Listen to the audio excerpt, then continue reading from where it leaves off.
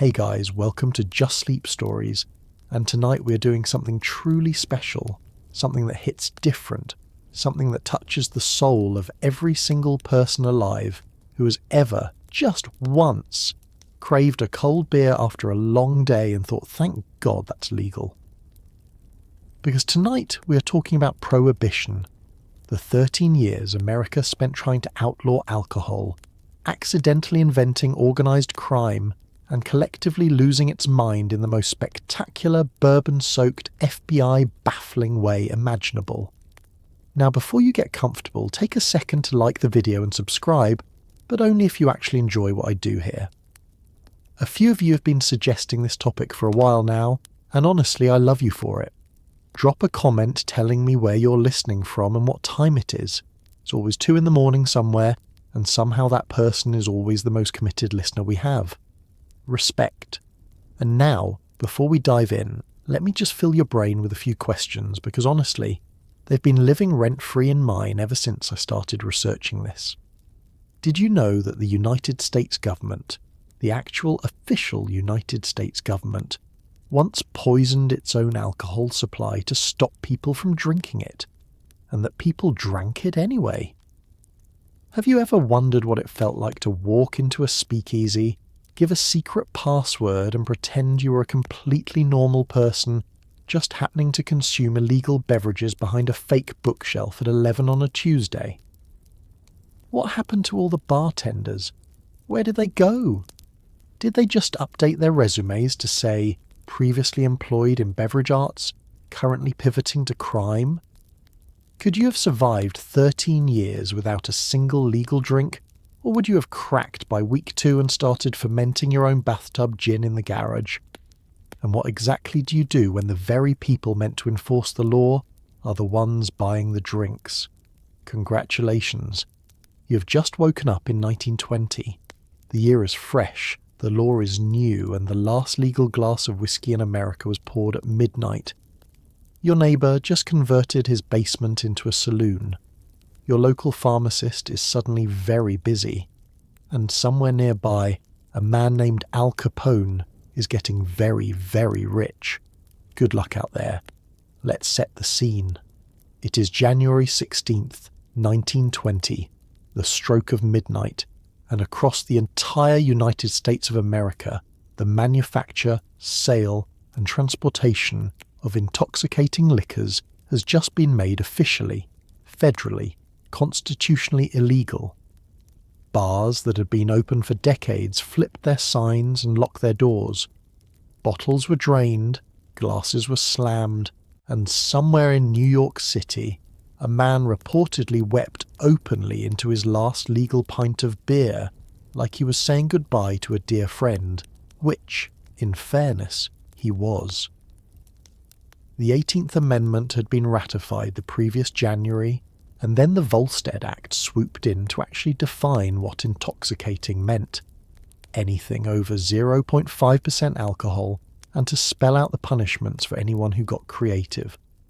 What nobody fully anticipated was that the moment the law went into effect, roughly half the country looked at it, shrugged, and started making alternative arrangements. It was the legal equivalent of putting up a wet paint sign and watching every single person immediately touch the wall. The celebrations on the final legal night were extraordinary. In cities across the country, bars held mock funerals for John Barleycorn, the folk personification of alcohol, complete with coffins, pallbearers, and eulogies delivered by bartenders who were understandably emotional about their career prospects. In New Orleans, the party reportedly went until dawn. In San Francisco, entire city blocks were reported to be one continuous, overlapping farewell toast. It was, by most accounts, the greatest drinking event in American history, which is a deeply ironic way to begin a period of enforced sobriety. But here is the thing nobody talks about quite enough. Not everyone was celebrating the end. There were enormous numbers of genuinely hopeful Americans on January 17th who believed, sincerely and with evidence behind them, that Prohibition was going to fix something real. domestic violence rates in heavy drinking communities were genuinely devastating. Working-class families in industrial cities had watched wages disappear into saloons for generations. Children went without food because the paycheck went to the bar first. These were not invented grievances.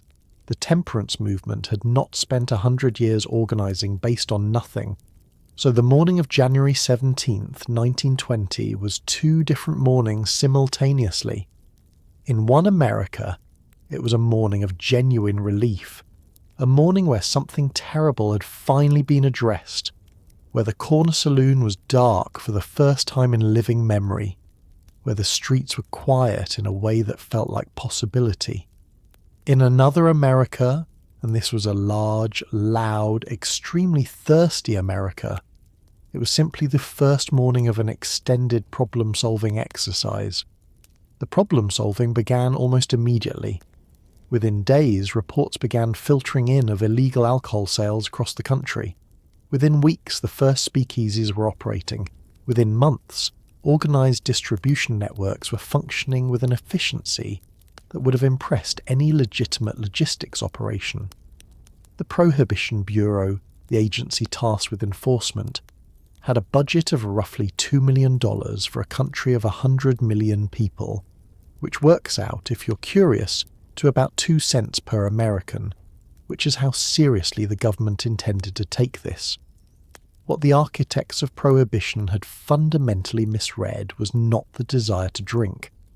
They knew people wanted to drink. What they misread was the depth of the American commitment to getting what it wanted regardless of what the law said. The almost cheerful willingness of ordinary citizens to become casual criminals in the service of a cold beer. It was not rebellion, exactly. It was not ideology. It was just thirst, backed by ingenuity, and it turned out to be completely unstoppable. The ink on the 18th Amendment was barely dry before America started looking for a way around it. And America, when motivated, is very good at finding ways around things.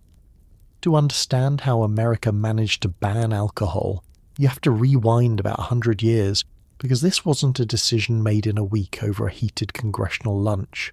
The temperance movement had been simmering since the early 1800s, driven largely by religious groups, women's organisations, and an impressively persistent collection of people who had, at some point, watched alcohol absolutely destroy a family and decided enough was enough. The Women's Christian Temperance Union, founded in 1874, was one of the most powerful advocacy organisations in American history, an army of determined women who marched into saloons, sang hymns, and sometimes simply stood there staring at the drinkers until the social discomfort became unbearable. The Anti-Saloon League, formed in 1893, was even more ruthlessly efficient. A single-issue lobbying machine that functioned like a political steamroller, electing dry candidates and burying wet ones regardless of party. By the time World War I rolled around, and grain conservation became a patriotic argument against brewing, the dominoes had been lined up for decades. Prohibition wasn't a surprise. It was a long, slow, righteous train that had been leaving the station since before your grandfather was born, and by 1920 it had finally arrived. The saloon, specifically, was the villain of the temperance story, and it is worth spending a moment understanding why, because the 19th century American saloon was genuinely not a pleasant institution by any modern understanding of the word. It was not a cosy pub with a fireplace and a dartboard. The typical urban saloon of the 1880s and 90s was a working-class male space that opened early, closed late, extended credit to men who could not afford it, partnered with political machines that used it as an organising hub for corruption, and functioned in many neighbourhoods as the effective centre of a cycle of poverty that the women and children left at home had no power to interrupt. This is not editorialising. This was the documented reality in industrial cities across America, and the women who organised against it had watched it operate up close. Carrie Nation became the most theatrical face of the movement, a 6-foot-tall woman from Kansas who walked into saloons carrying a hatchet and proceeded to demonstrate her feelings about the establishment in a direct and property-damaging way. She was arrested over 30 times. She called each arrest a badge of honour. She sold souvenir hatchets to fund her legal fees, which is genuinely one of the more creative revenue models in advocacy history. But she was the headline, not the strategy. The strategy was the Anti-Saloon League, which operated with a cold political intelligence that most modern lobbying organisations would respect. They did not try to convert drinkers. They did not argue with saloon owners. They simply identified every elected official at every level of government and worked to replace the wet ones with dry ones, one election at a time, for 30 years. World War I provided the final accelerant. Brewing was dominated by German-American families, Busch, Pabst, Schlitz, Miller, and in a country at war with Germany, the Anti-Saloon League did not miss the opportunity to frame the brewery as an enemy institution. Grain going into beer was grain not going into bread for soldiers. The argument was partly patriotic and partly opportunistic, and in the heated atmosphere of wartime America, it was devastatingly effective. By 1917, the political coalition was assembled. By 1919, the amendment was ratified. The Long March was over. Whether the destination was what the marchers imagined was a question that would take 13 years to answer. Almost immediately after the law took effect, a remarkable architectural transformation began sweeping American cities. Basements became bars. Barbershops developed mysterious back rooms. Laundromats doubled as cocktail lounges. Flower shops had cellars that smelled suspiciously more like whiskey than roses. These were the speakeasies, illegal drinking establishments that numbered, at their peak, somewhere in the tens of thousands across the country, with New York City alone estimated to have had over 30,000 at one point, which means there were more secret illegal bars than there had ever been legal ones. The name itself reportedly comes from the instruction given to patrons: speak easy, keep your voice down, don't let the neighbours hear you ordering a gin fizz. Entry required passwords, secret knocks, or simply knowing the right person. Peepholes were installed indoors so bouncers could look you over before letting you in, which is honestly the most dramatic possible way to get a beer. Inside, jazz played, flappers danced, businessmen rubbed elbows with criminals, and everyone collectively agreed to pretend this was completely normal behaviour. The variety of disguises these establishments wore was staggering in its creativity. Some operated behind legitimate storefronts, a tobacconist in front, a full bar behind. Some were hidden in the back rooms of restaurants, accessible through a door that looked like a pantry or a coat closet. Some were entirely underground, accessed through trapdoors in the floors of other businesses. The famous 21 Club in New York had a system of hidden levers that, when pulled, would send the entire bar shelving into a sealed compartment and dump any bottles through chutes into the sewers below, a mechanism that could be deployed in under a minute if the police came knocking. The police often came knocking with advance notice, which is a separate part of the story. The social geography of the speakeasy was genuinely revolutionary in ways that went beyond the alcohol. Before Prohibition, the saloon had been almost exclusively a male space, working class in character, and often segregated by neighbourhood ethnicity.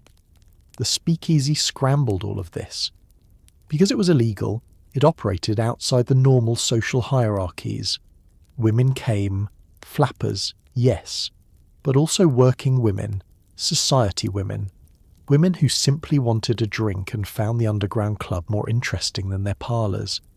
Black jazz musicians played for white audiences in ways that the formal entertainment industry would not have permitted. Wealthy patrons sat at tables near people their social circles would never normally have included. The illegality was, paradoxically, a social lubricant. When everyone present is technically a criminal, class distinctions have less purchase. The operators of these establishments were an equally varied cast. Some were genuine organised crime figures, supplying dozens of clubs through established bootlegging networks. Others were immigrants who had been running neighbourhood gathering places for years and simply adapted when the law changed. Many were women. The skills required: discretion, the ability to manage difficult customers, a talent for logistics, and an absolute necessity for knowing which law enforcement officials to pay and how much, were not skills that mapped neatly onto any prior profession. People figured it out. The speakeasy was, among its many other qualities, one of the great examples of American entrepreneurial improvisation, an entire hospitality industry rebuilt underground, almost overnight, by people who had no intention whatsoever of going thirsty. The moment alcohol became illegal, a new profession was born, and it turned out there were a remarkable number of people extremely well suited for it. Bootleggers, named, gloriously, after the old practice of hiding flasks in the tops of tall boots, were the supply chain of prohibition, the entrepreneurs of illegality, the men and women who looked at a 13-year federal ban on alcohol and saw not a crisis but a business opportunity of breathtaking proportions. The logistics were genuinely impressive. Whiskey was smuggled across the Canadian border in hollowed-out books, in specially modified cars with hidden tanks built into the doors, in baby carriages, in fake coffins, in barrels labelled apple cider, and once, memorably, inside a load of coal. Rum runners operated fleets of fast boats along the eastern seaboard, racing Coast Guard cutters through fog and darkness to deliver their cargo to waiting hands on shore.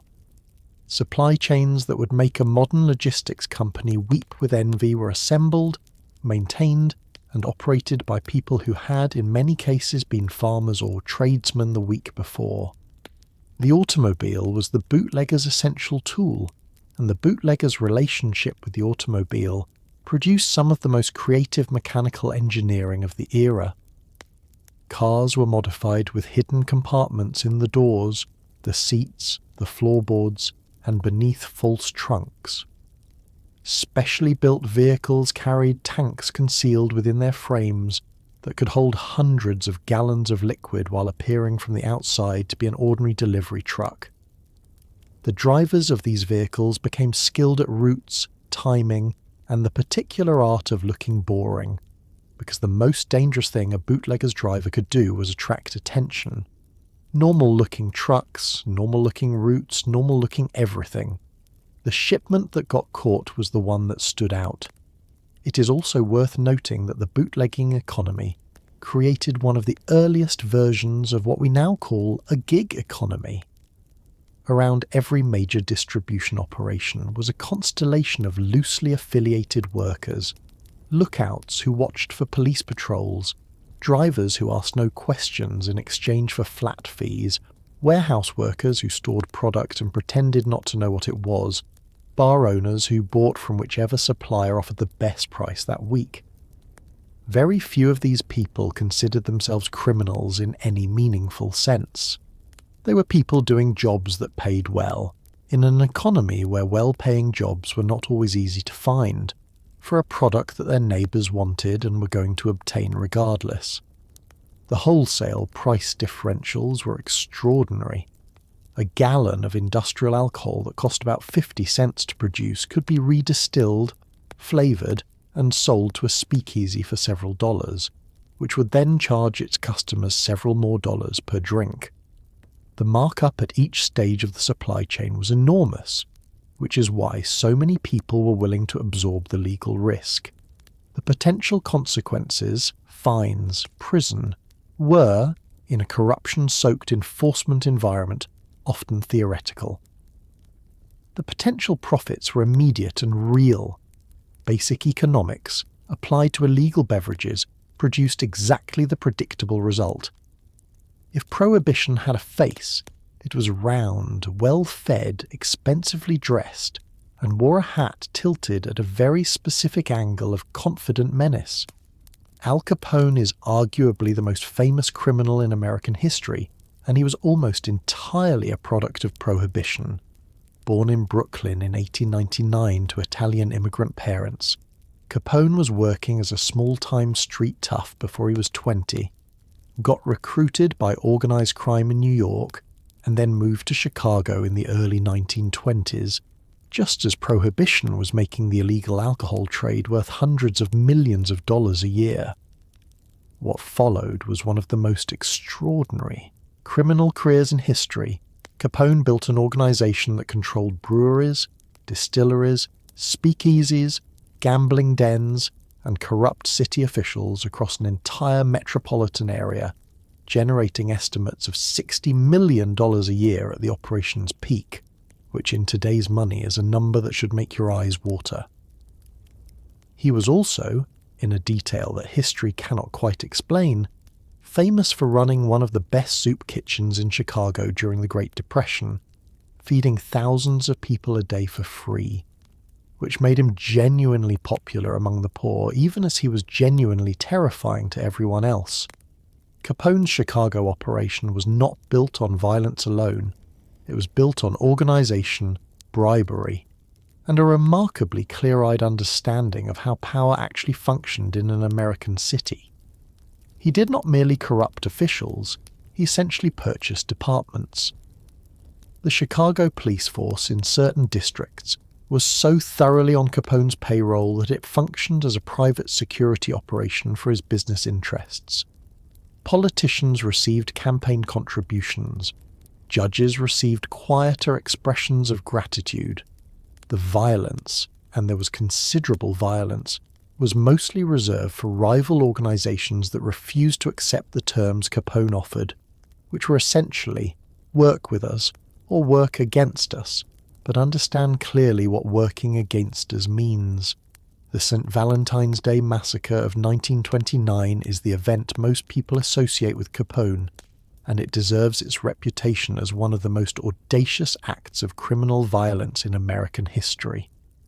7 members of the Northside Gang, rivals of Capone's Southside organization, were lined up against a warehouse wall in Chicago and shot dead by men dressed as police officers. Capone was in Florida at the time, which he had arranged with some care. The massacre did what it was intended to do. It essentially ended organized resistance to Capone in Chicago, but it also did something unintended. It made Capone so famous and the public outrage so large that federal attention became inevitable. The soup kitchen is the detail that makes Capone genuinely strange to think about. During the Depression's worst winter, he funded a program that served 3 hot meals a day to unemployed Chicagoans at his personal expense, with no political or financial return on the investment. People lined up around the block. Some of them, while standing in that line, were probably drinking bootleg beer they had bought from one of his distribution networks. Chicago's relationship with Al Capone was never simple, and he understood that. He cultivated his public image with the instincts of a modern celebrity, giving press interviews, attending sporting events, sitting in visible seats at the opera. He wanted to be known. He thought being known would protect him. He was wrong about that, but it took a while to prove it. The law was one thing. Enforcing it was another problem entirely, and it turned out to be a problem of almost comedic proportions. The Volstead Act, named after Minnesota Congressman Andrew Volstead, a man who reportedly did not drink and reportedly was not very fun at parties, established the legal framework for prohibition enforcement, including fines and prison sentences for violations. What it did not do was provide anywhere near enough money, manpower, or frankly common sense to actually stop 20 million Americans from drinking. The Prohibition Bureau, the agency tasked with enforcement, was chronically underfunded, notoriously corrupt, and staffed in many areas by agents who were paid so little that accepting bribes from bootleggers wasn't so much a moral failing as it was basic financial planning. At its peak, there were fewer than 3,000 Prohibition agents to cover the entire continental United States, a country of nearly 100 million people, thousands of miles of coastline, and an underground economy worth billions. It was, to put it gently, an impossible assignment dressed up as a government job. The salary of a Prohibition agent in the early 1920s was roughly $1,500 a year. The bribe offered by a mid-sized bootlegging operation for a single month of cooperative blindness could exceed that figure. The mathematics of temptation were not complicated, and the people doing the arithmetic were not idiots. Turnover in the Bureau was extraordinary. Firings for corruption were routine. Between 1920 and 1930, the Bureau fired roughly 1 in 12 of its own agents for cause, and those were only the ones who got caught being obviously corrupt, which was a subset of the corrupt, which was itself a substantial portion of the whole. Congressman Volstead himself was by all accounts a sincere man who genuinely believed the law he had shepherded into existence would work. He had grown up in a Norwegian immigrant community in Minnesota where temperance was part of the cultural fabric, where drinking was associated with the kind of social disorder he had watched damage families around him. He was not a hypocrite.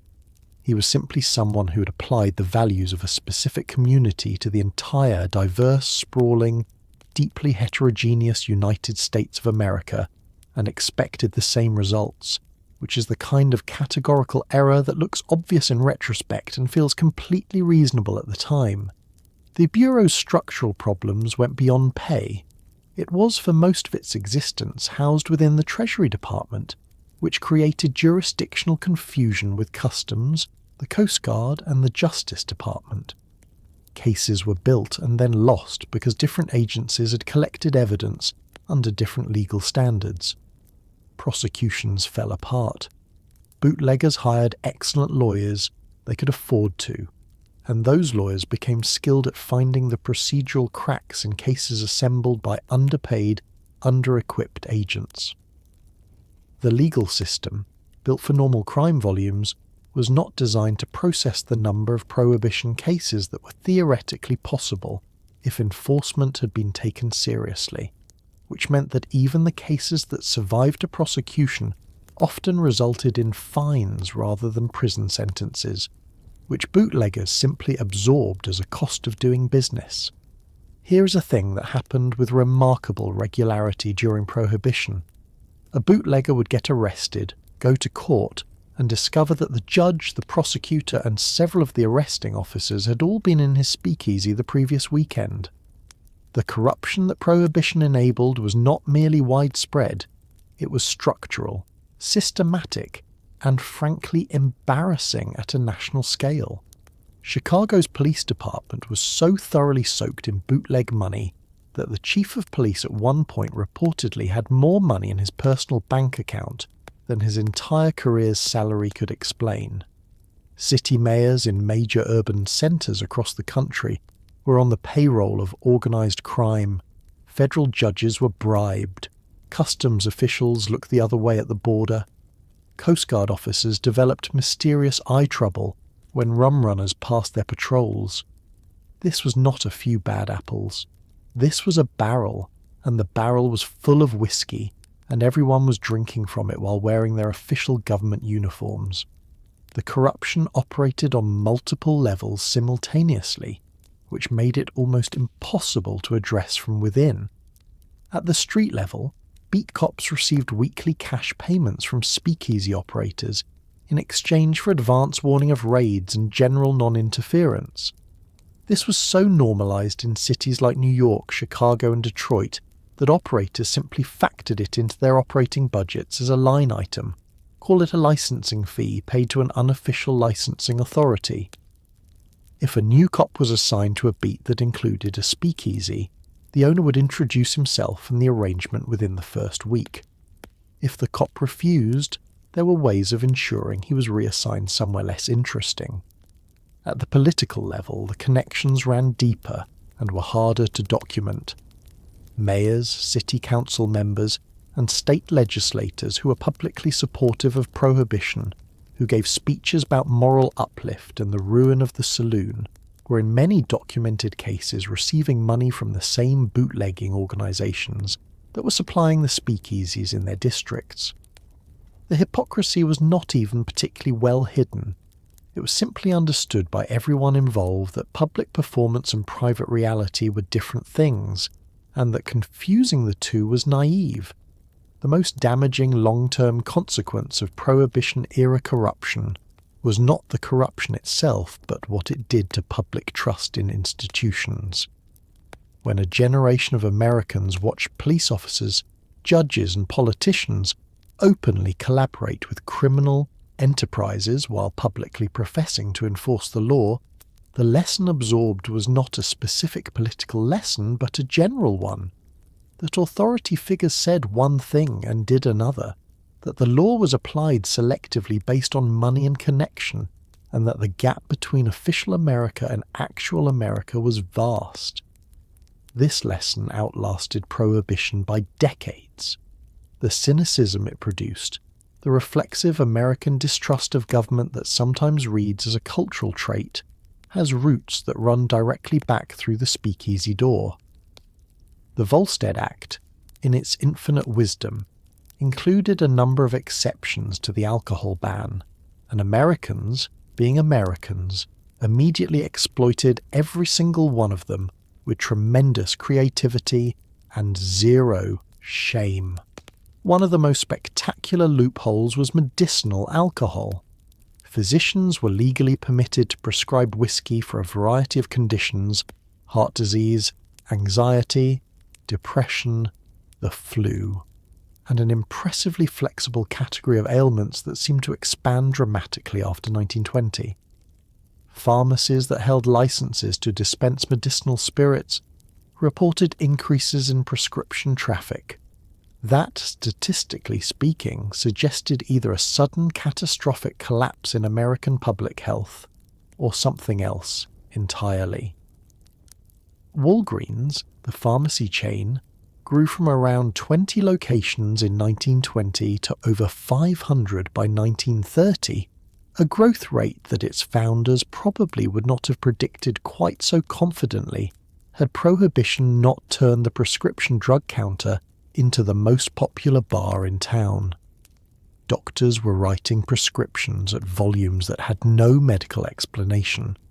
One physician in New York reportedly wrote dozens in a single day. His patients were apparently very sick, with thirst. The government had anticipated some use of the medicinal exemption and had tried to limit it. Physicians were supposed to use specially printed prescription forms, issued in numbered books that could theoretically be tracked. Each prescription was limited to 1 pint of spirits. Each patient was supposed to receive no more than 1 prescription per 10-day period.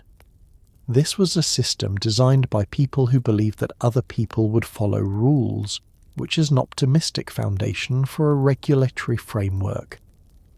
The prescription books were stolen, forged, and counterfeited on an industrial scale. Print shops that had no other connection to the bootlegging trade discovered a lucrative sideline in reproduction prescription forms.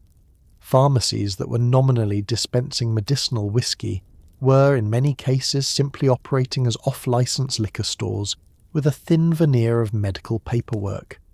The whiskey itself was real. The government had permitted a number of licensed distilleries to continue operating for the specific purpose of producing medicinal spirits, and the product they made was genuine aged whiskey, of the kind that had not been legally available for general purchase since 1920. Brands like Old Forester and Chicken Cock Kentucky whiskey survived Prohibition almost entirely on the strength of their medicinal licenses, continuing to produce and age spirits throughout the entire dry period. When repeal came, they had product in barrels that was 13 years old. This was, from a whiskey quality standpoint, an excellent outcome, even if the route there was medically implausible. For the ordinary person navigating all of this, The medicinal whiskey system had a peculiar quality of performance about it. You went to your doctor, described symptoms that both you and your doctor understood were a social construction, received a prescription that both of you understood was a purchasing authorization rather than a medical document, and took it to a pharmacy where the pharmacist dispensed your pint with the professional demeanour of someone who had long since stopped thinking about the underlying absurdity. The whole transaction was conducted with straight faces by everyone involved. It was, in its way, a perfect miniature of the entire Prohibition enterprise, a law that everyone was technically complying with and simultaneously completely ignoring. If the medicinal whiskey loophole was spectacular, the sacramental wine loophole was practically biblical in its scope. Religious groups were permitted under the Volstead Act to use wine for religious ceremonies, which is a perfectly reasonable and historically grounded exemption. What was not entirely anticipated was that the number of people in the United States who suddenly discovered a deep and passionate need for religious wine ceremonies was going to increase by several 1,000% almost immediately.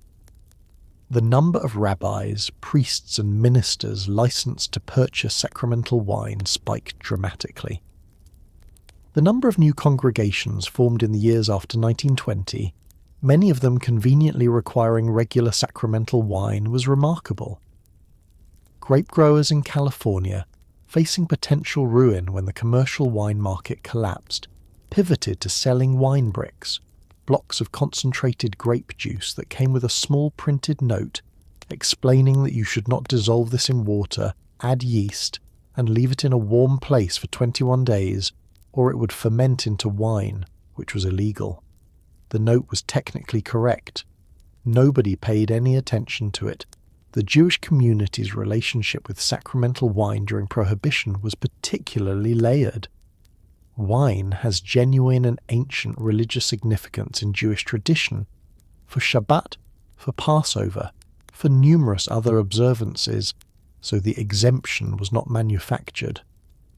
But the volume of sacramental wine being licensed to rabbis across the country during the 1920s exceeded any plausible calculation of actual religious need by a margin that was, if you were doing the arithmetic, extremely suggestive. The government, aware of this, attempted at various points to limit quantities and tighten oversight, which produced vigorous protests from religious organisations about government interference in religious practice, which was a politically complicated argument to dismiss in a country with a First Amendment. The Catholic Church occupied a similarly ambiguous position. The Mass requires wine. This is not negotiable theologically, and the Volstead Act's framers, many of whom were Protestant and had not thought deeply about Catholic sacramental requirements, had created an exemption that covered a significant portion of the American population without any real mechanism to prevent its expansion. The wine used for sacramental purposes was supposed to be genuinely unpalatable, not table wine, not something you would enjoy drinking. In practice, the distinction between sacramental and enjoyable was enforced entirely by the honor system, and the honor system did not always prevail. The wine brick was perhaps the most purely American artifact of the entire Prohibition era. Here was a product that was legal to manufacture, legal to sell, legal to purchase, and came with printed instructions for converting it into something illegal, instructions that existed only as a warning against doing the thing they described in step-by-step detail. The manufacturers of wine bricks were not prosecuted because they were not making wine. Their customers were not prosecuted in most cases because home wine making in small quantities was technically permitted. The warning label was a legal fig leaf thin enough to read through, and everyone involved understood exactly what it covered and what it didn't. It was Prohibition in miniature, the law and reality conducting a polite fiction together, with both parties committed to maintaining the pretense.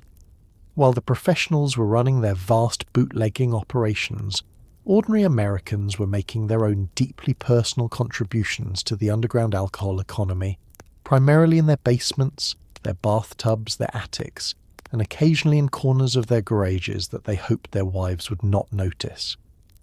Home brewing and distilling surged during Prohibition to levels that would have required an entire separate federal agency to address, assuming the first one wasn't already overwhelmed. Sugar sales spiked so dramatically that grocers began requiring customers to explain what they needed it for, a policy that produced an impressive catalogue of creative excuses. Equipment for home fermentation became one of the most popular items in hardware stores. Yeast companies reported sales increases that no honest baker could account for. Bathtub gin, homemade spirits often produced in, yes, actual bathtubs, became both a cultural phenomenon and a medical hazard, because while determined amateurs could produce something that technically qualified as alcohol, producing something that would not also blind, paralyze, or kill you required a level of chemistry expertise that not everyone possessed. The home wine and beer exemption, which allowed up to 200 gallons per household per year for personal consumption, was the legal foundation upon which an enormous amount of barely legal and completely illegal home production rested. 200 gallons is, to be clear, an extraordinary quantity of wine. It is about 1,000 bottles. A household drinking that much wine in a year was either hosting a great deal of company or operating a very informal distribution service, and in many cases both of these things were true simultaneously. The line between making wine for personal consumption and making wine for the neighbours was not aggressively patrolled. Bathtub gin was a different creature entirely, unprotected by any exemption, produced entirely illegally, and named for the fact that the bottles used to make it were often too tall to fit under a standard tap and had to be mixed in a bathtub instead. The base was usually industrial grain alcohol, redistilled by someone with variable skill, then flavoured with juniper berries and whatever else was on hand to approximate the taste of actual gin. The results range from genuinely acceptable to chemically disastrous. The problem was that without proper distillation equipment and knowledge, home producers could not reliably remove methanol, wood alcohol, from their product, and methanol causes blindness and death in quantities that are uncomfortably close to the quantities that cause a pleasant evening. The cultural memory of Prohibition homebrewing is largely comic. The bubbling crock in the basement, the exploding bottles in the cellar, the smell that the neighbours definitely noticed but declined to mention. And there is comedy in it.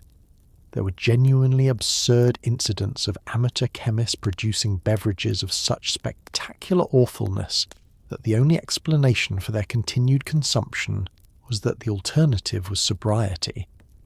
But there was also genuine tragedy, concentrated most heavily in poor communities, where the alternative to home-produced spirits was nothing at all, and where the absence of knowledge about safe distillation practices cost people their sight and their lives.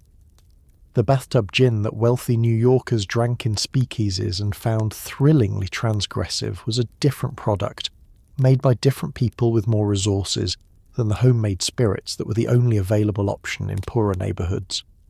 The risks were not equally distributed. They rarely are. This is the part of the story where things take a turn that is genuinely difficult to believe, and yet it is completely, documentably true. By the mid-1920s, bootleggers had become adept at obtaining industrial alcohol produced legally for use in manufacturing, paint thinner, cleaning products, and other non-beverage purposes, and redistilling it to remove the toxic denaturants that the government required manufacturers to add. The government, aware of this practice, responded by requiring that industrial alcohol be adulterated with increasingly lethal substances, including methanol, which causes blindness and death, mercury salts, gasoline, and eventually a compound called strychnine, which is rat poison. The official position was that people would simply stop drinking adulterated industrial alcohol if it kept killing them. This position turned out to be incorrect. People kept drinking it. The death toll from tainted alcohol during Prohibition has been estimated at over 10,000 people, which means the United States federal government killed more of its own citizens trying to enforce prohibition than many military conflicts of the era. The medical examiner of New York City publicly described the policy as legalized murder and was ignored. The decision to add lethal substances to industrial alcohol was not made in secret or in haste. It was a deliberate policy, debated within the Treasury Department, and implemented with full knowledge of what the consequences would be. The reasoning, as documented in government records, was essentially utilitarian. If people died from drinking poisoned industrial alcohol, the deaths were their own responsibility for choosing to drink an illegal product. This argument was made by officials who were simultaneously aware that the entire enforcement apparatus designed to provide an alternative, legal alcohol that did not kill you, had comprehensively failed to prevent drinking. The logic, examined, closely amounts to, since we cannot stop people from drinking, we will make drinking kill them. This was the official position of the United States government. It is worth sitting with that for a moment. The bootleggers, for their part, employed chemists, actual trained chemists, whose job was to redistill industrial alcohol and remove the denaturants before it was sold. This was a genuine technical skill, and the people who did it well kept their customers alive and their businesses running. The ones who did it poorly, or who cut corners, or who used sources that had been adulterated with substances their redistillation process could not remove, contributed to the death toll. The quality of bootleg alcohol was therefore directly related to the sophistication and scrupulousness of the operation producing it, which meant that wealthy people drinking in well-supplied speakeasies with professional bootleggers behind them were relatively safe, and poor people drinking whatever was cheaply available were considerably less so. The Christmas season of 1926 was particularly devastating in New York City. The medical examiner's office recorded dozens of deaths from poisoned alcohol in a single week, with hundreds more hospitalized, many of them blind. The city's newspapers covered it extensively. Doctors treating the victims were explicit about the cause. The federal government's response was to note that the victims had been drinking illegally and to continue the poisoning policy. The medical examiner, Charles Norris, held a press conference at which he described the government's conduct in terms that left no room for interpretation, and he was correct on the facts, and nothing changed. The policy continued until Prohibition ended. What this episode reveals, stripped of its historical distance, is something genuinely uncomfortable about the relationship between a government and the people it governs when the law it is enforcing has lost the consent of those it covers. The poisoning program did not reduce drinking. It did not deter bootleggers in any meaningful way. It killed thousands of people who were, in most cases, poor, and it generated a public outrage that was extensively documented and completely ignored. It is one of the more damning chapters in the entire Prohibition story, and it is not the one that usually gets told first. The story of Prohibition and women is one of the most complicated and fascinating subplots in American history, because women appear in it as both the architects of the ban and among its most enthusiastic violators, sometimes within the same family, and occasionally within the same person. The temperance movement had been powered substantially by women for decades, women who had watched alcohol wreck marriages, empty household savings, and deliver men home violent and broke on Friday nights. The Women's Christian Temperance Union had over 300,000 members at its peak. These were not fringe fanatics, but organised, politically sophisticated activists who helped drive one of the most significant legal changes in American history. And then, once Prohibition passed, a different population of women embraced the speakeasy culture with a degree of enthusiasm that the temperance ladies could not have fully anticipated. Flappers, young women who cut their hair, shortened their skirts, and generally shocked their elders on a daily basis, treated the speakeasy as a social revolution. For the first time, women were drinking in public alongside men in spaces that felt electric and forbidden and thrillingly modern. The generational divide within the women's movement over prohibition was real and sometimes bitter. The temperance activists were largely older, religious, and had organised around a specific vision of domestic life in which sobriety was a precondition for stability. Many of them had been genuine radicals in their time, marching into saloons, getting arrested, conducting political campaigns in an era when women could not vote. They had fought for decades for this law. To watch young women in short skirts drinking cocktails in basement bars and treating the whole enterprise as glamorous rebellion was, to put it mildly, not the outcome they had worked toward. The flappers, for their part, were not particularly interested in the older generation's framework.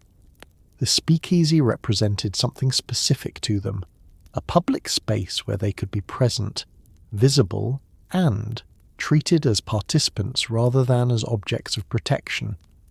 The pre-prohibition saloon had been explicitly male, the speakeasy was not. Whether this was progress in any deep sense was debatable, but the experience of sitting at a bar and ordering a drink in a room that also contained men as an equal participant in the social transaction was genuinely new for many women, and they found it meaningful regardless of its legal status. Frances Willard, the great leader of the Women's Christian Temperance Union who had died in 1898, had framed temperance as a women's issue because alcohol harmed women's domestic lives. What she could not have anticipated was that by 1925, a significant number of women would reframe the speakeasy as a women's issue too, as a space of social freedom that the temperance framework, with its emphasis on domesticity and protection, had not imagined and could not quite accommodate. The two positions were not entirely irreconcilable. The harms that the temperance movement had documented were real. The freedoms the flappers were claiming were also real. Prohibition managed to be simultaneously a victory for one feminist vision and a platform for another, entirely different one, and both things were genuinely true at the same time. What united both groups, in the end, was that women on both sides of this argument were doing something politically significant, organising, advocating, acting, and refusing to simply accept the world as it had been handed to them. The temperance women had used the tools available to them in the 19th century. The flappers used the tools available to them in the 1920s. The tools were different. The underlying refusal to stay in the assigned place was the same. Here is one of history's great ironies. The law designed to clean up America and produce a more sober, virtuous citizenry accidentally created one of the most vibrant, creative, and scandalously fun cultural eras in the country's history. The 1920s roared, and prohibition was a significant part of the engine. The speakeasy became the great social equalizer, a place where jazz musicians played until 4 a.m, where black artists found audiences that crossed racial lines that were otherwise rigidly enforced in American public life, where women danced the Charleston in short skirts, where old money and new crime sat at neighbouring tables, and where the general sense that the law was an absurdity everyone was ignoring together created a peculiar feeling of collective mischief that felt almost joyful. Jazz, born in New Orleans and carried north by the Great Migration, found its audience in the speakeasies of Chicago and New York, in basement clubs where the music was too loud to hear the street outside and the drinks were technically illegal and nobody cared. The cultural explosion of the Harlem Renaissance was partly fueled by this underground nightlife economy. Louis Armstrong, Duke Ellington, Bessie Smith. These were the artists whose careers were built in the clubs and speakeasies of the Prohibition era, playing for audiences that would not have encountered their music in any other social context of the time. The formal entertainment industry of 1920 was rigidly segregated. The speakeasy was not, or at least was less so, because the economics of underground entertainment did not leave much room for the luxury of racial exclusion when a great band was available. This is not a simple story of racial harmony. The Harlem clubs that welcomed white audiences often did so on terms that were complicated and not always flattering. But it is a story of cultural contact that would not have happened otherwise, and it produced music that changed the world. The flapper is the other great cultural artifact of the era, and she is worth understanding on her own terms rather than simply as a costume. The flapper look, bobbed hair, dropped waist, short hem, visible knees, was a deliberate rejection of the corseted, upswept floor-length silhouette of the previous generation, and it was understood at the time as exactly that: a rejection, a statement, a refusal. Young women who adopted the look in the early 1920s were not simply following fashion. They were making an argument about their bodies and who controlled them, conducted entirely in fabric and haircuts. The speakeasy was the natural social home for that argument, because it was a space that had been built outside the rules, and people who were already outside the rules in one way found it congenial. The literature of the era absorbed all of this and gave it back transformed. F. Scott Fitzgerald is the obvious reference point. The Great Gatsby is essentially a meditation on what Prohibition-era wealth and freedom and moral looseness actually felt like from the inside. But he was not alone. Ernest Hemingway wrote extensively about drinking, exile, and the particular quality of life lived in deliberate defiance of Prohibition-era America. The writers of the Lost Generation were, in many cases, literally lost to Europe, partly because Paris had bars and America technically did not. The cultural output of that exile, the novels and stories produced by American writers living abroad and drinking freely and thinking about what their country meant, is one of the stranger indirect products of the Volstead Act. Nobody planned it. Nobody could have. That is how culture usually works. Before the 18th Amendment made Prohibition a national experiment, it was already a local one, and the results were instructive, had anyone been paying attention. By the time the amendment passed in 1919, roughly 30 states had already enacted their own prohibition laws, meaning that millions of Americans had been living dry, or attempting to, for years. Kansas went dry in 1881. Mississippi would remain legally dry until 1966, well past the end of national prohibition, which is a commitment to a policy that had demonstrably failed that deserves some kind of historical acknowledgement. The experience in these states had already demonstrated several things clearly: that laws against alcohol reduced but did not eliminate drinking, that they created underground markets and the crime that came with them, and that enforcement was expensive, inconsistent, and dependent on local political will that varied enormously from county to county. None of these lessons were particularly heeded during the national debate. This is historically consistent with how humans process information they find inconvenient. Kansas in 1881 was dry on paper and considerably wetter in practice. The cattle towns, Dodge City, Abilene, Wichita, were among the most alcohol-saturated communities in America for much of the period following statewide prohibition, because the cattle trade brought money, and money wanted to drink, and local officials in cattle towns were pragmatic about which laws they chose to prioritize. This was not corruption in the Chicago sense. Nobody was being paid to look the other way by a sophisticated criminal organization.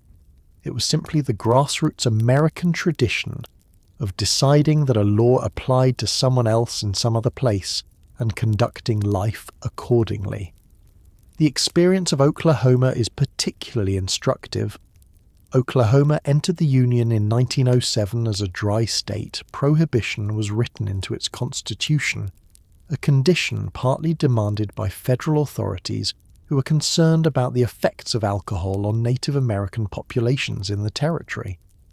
Oklahoma then spent the next 42 years as a dry state with a thriving illegal alcohol trade, a network of bootleggers of remarkable sophistication, and a political establishment that was publicly committed to temperance and privately dependent on the revenue that illegal alcohol generated in the form of bribes and under-the-table arrangements. Oklahoma did not go legally wet until 1959. The bootleggers did not disappear in 1959. They had simply been operating for so long that the transition to legal commerce required some adjustment.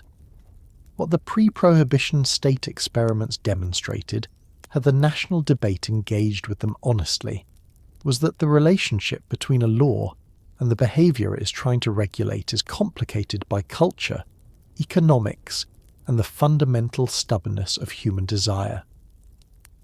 In communities where the culture already supported temperance, where the church was strong, where alcohol was already socially marginal, where the population had chosen dryness before the law mandated it, legal prohibition reinforced an existing reality.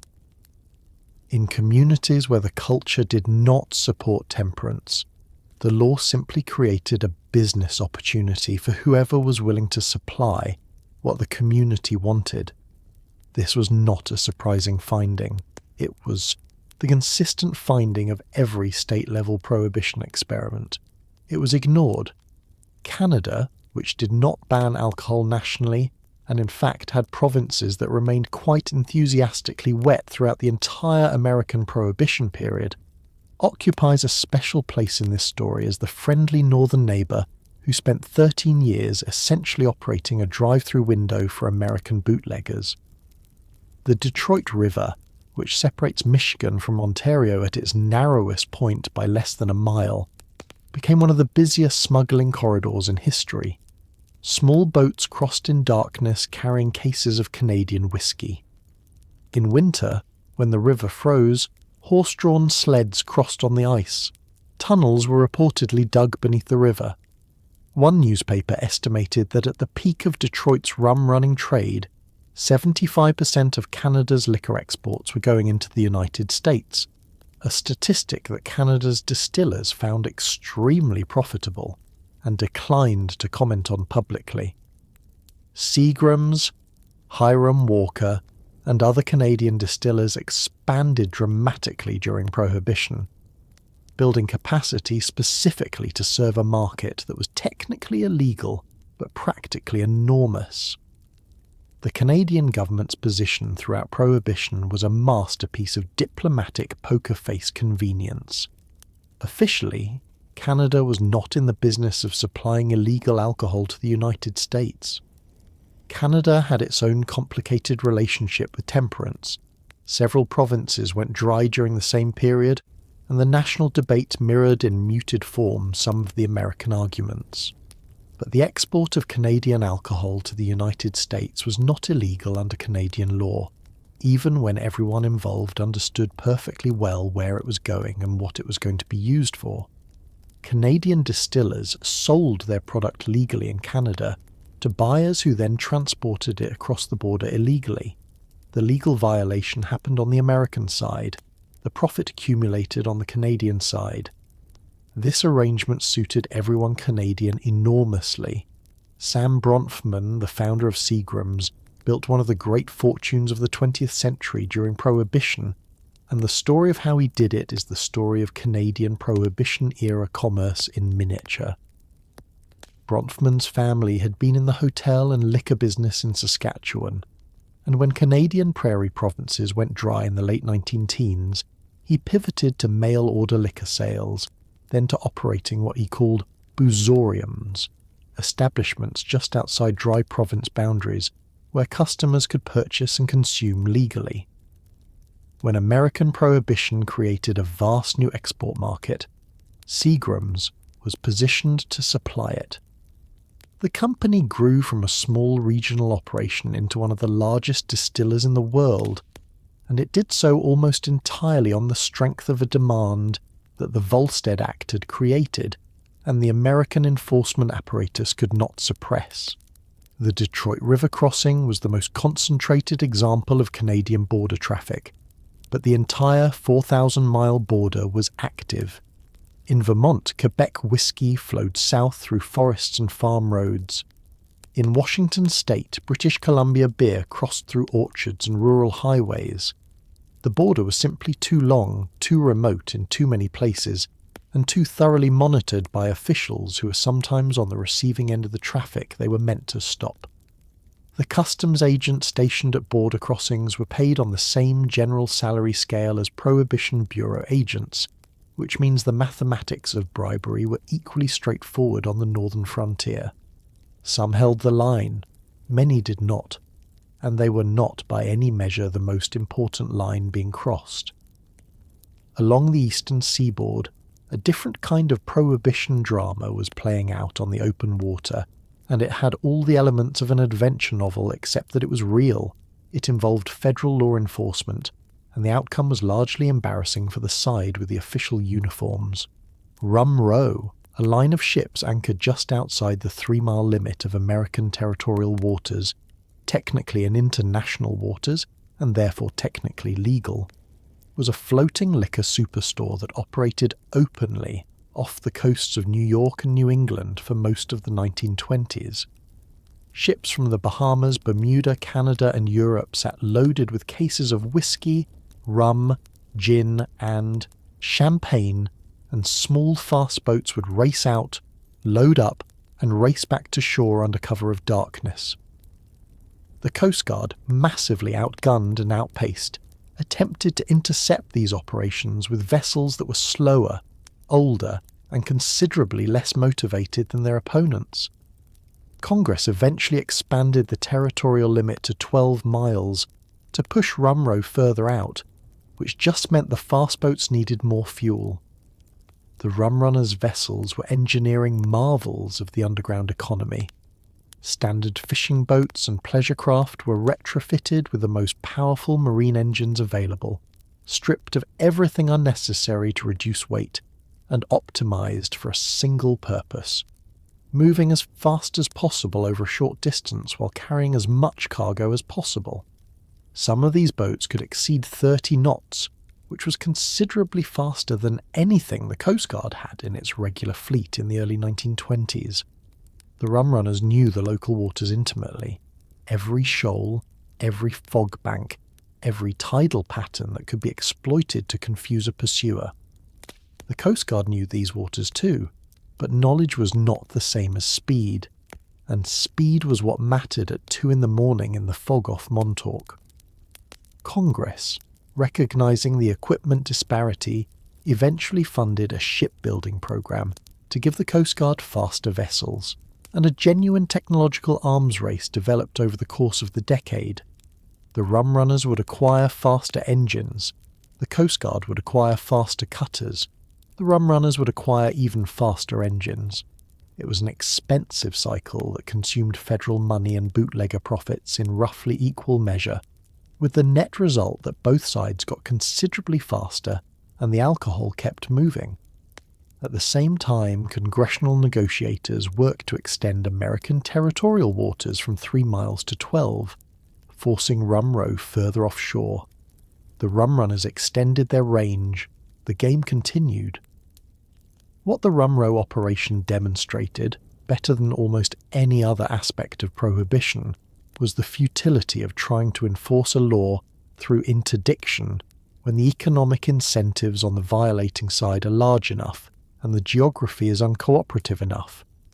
The eastern seaboard of the United States has thousands of miles of coastline, hundreds of coves and inlets and beaches that are dark at night and deserted at 2 a.m, and a population of coastal residents who had been fishing and boating in those waters for generations, and knew them in the specific intimate way that no agency could replicate through training. The men running rum were not sophisticated international criminals in most cases. They were local people, fishermen, boat builders, former Navy sailors, who had found a better paying use for their existing skills.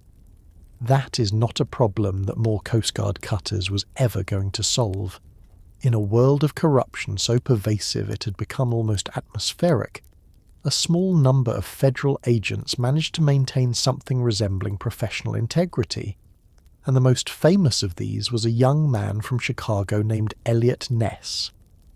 Ness was 26 years old when he assembled the team that would become known as the Untouchables, named for their reported resistance to the bribery that had compromised virtually every other law enforcement operation in the city. The team was small, deliberately selected from agents with no connections to Chicago's political machine, and they went after Al Capone's brewing operations with a methodical determination that produced genuine results. In roughly 18 months, they raided distilleries and breweries worth millions of dollars and generated the kind of press coverage that made Capone's operation look, for the first time, slightly vulnerable. What they did not do ultimately was bring Capone down. That was left to tax investigators, and the headline-making story of the Untouchables was partly a public relations operation designed to show that someone in the federal government was at least trying. Ness's selection process for his team was rigorous in a way that was unusual for the era. He reviewed the financial records of potential agents, looking for signs of unexplained income. He investigated family connections to Chicago's political networks. He looked for men who were new to the city, who had no established relationships with the people they would be investigating, and who had nothing in their backgrounds that could be used as leverage against them. This was, in a deeply corrupt environment, a revolutionary approach to personnel selection. The idea that you could build a trustworthy team by specifically excluding the people who could be bought. 9 men survived the process. They were a varied group: former accountants, former athletes, a wiretapping expert, and they were, by all accounts, genuinely incorruptible, which in Chicago in 1930 was a statistical oddity approaching the miraculous. Their methods were direct and physical. They raided breweries personally, arriving in force before any tip-off could be made, smashing equipment worth hundreds of thousands of dollars and hauling away evidence. They developed sources inside Capone's organization, not through bribery, since they were not in the business of bribery, but through the patient cultivation of people who had their own grievances against the organization. They wiretapped, they surveilled, they documented, they generated a running public record of Capone's operations through the press, giving reporters enough information for stories that kept the pressure on while protecting their sources. Ness understood, intuitively, the importance of the press in a city where official channels could not be trusted. If you could not prosecute through a corrupt system, you could at least embarrass the system publicly enough that something had to be done. The tragedy of the Untouchable story, if it can be called that, is the disproportion between the effort and the outcome.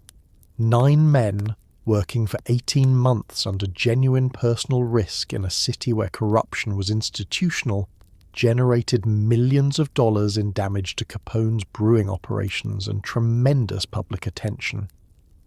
And Capone was ultimately brought down not by anything they did, but by accountants who had been quietly working a tax case for years. Ness attended the trial. He was not the reason Capone was convicted.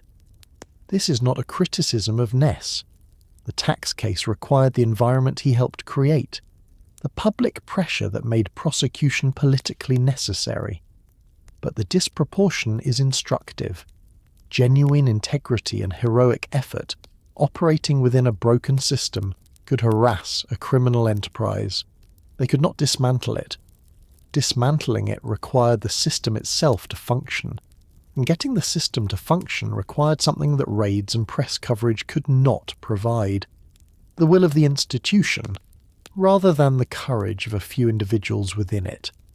The story of how Al Capone was ultimately imprisoned is one of the more quietly satisfying in American legal history, because it required not a single dramatic raid, not a single shootout, and not any of the theatrical law enforcement that newspapers had been covering for years.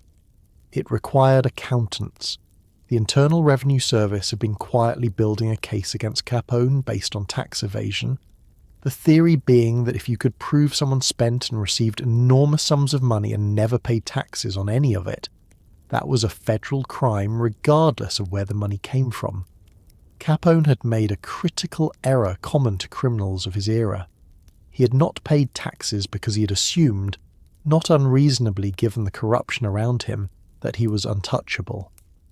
IRS agents spent years tracing his expenditures, documenting his cash flow, identifying the properties and businesses and lavish hotel suites paid for in money that had never been reported to the government. In 1931, Capone was convicted of tax evasion on 22 counts and sentenced to 11 years in federal prison. He never recovered his power.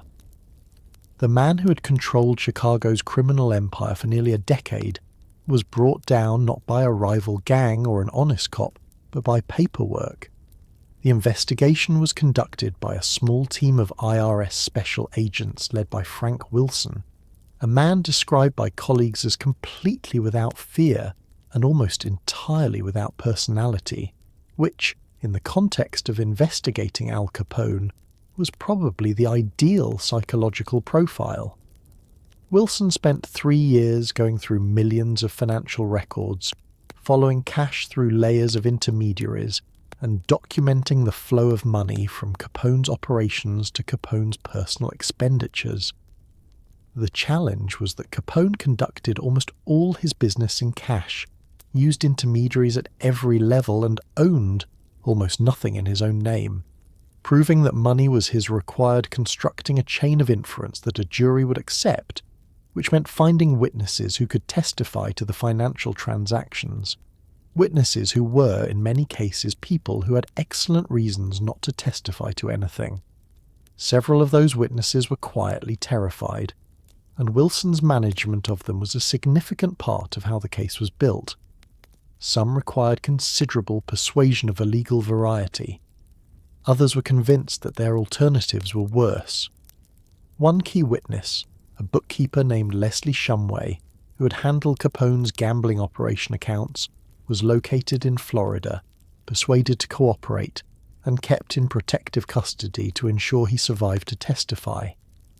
The threats against witnesses in the Capone case were real and documented, and the prosecution's ability to get people to court alive and willing to speak was not guaranteed at any point in the proceeding. Capone's legal team, which was excellent and expensive, attempted several strategies to derail the prosecution, including, in one remarkable episode, apparently attempting to influence the jury selection process, which was discovered by the judge, who then replaced the entire jury panel. This did not improve Capone's prospects. The verdict was conviction on 5 counts of tax evasion. Capone reportedly appeared stunned. He had faced machine guns, rival gangs, federal raids, and newspaper investigations, and none of them had touched him. A man with a ledger and a calculator had done what armies of law enforcement could not.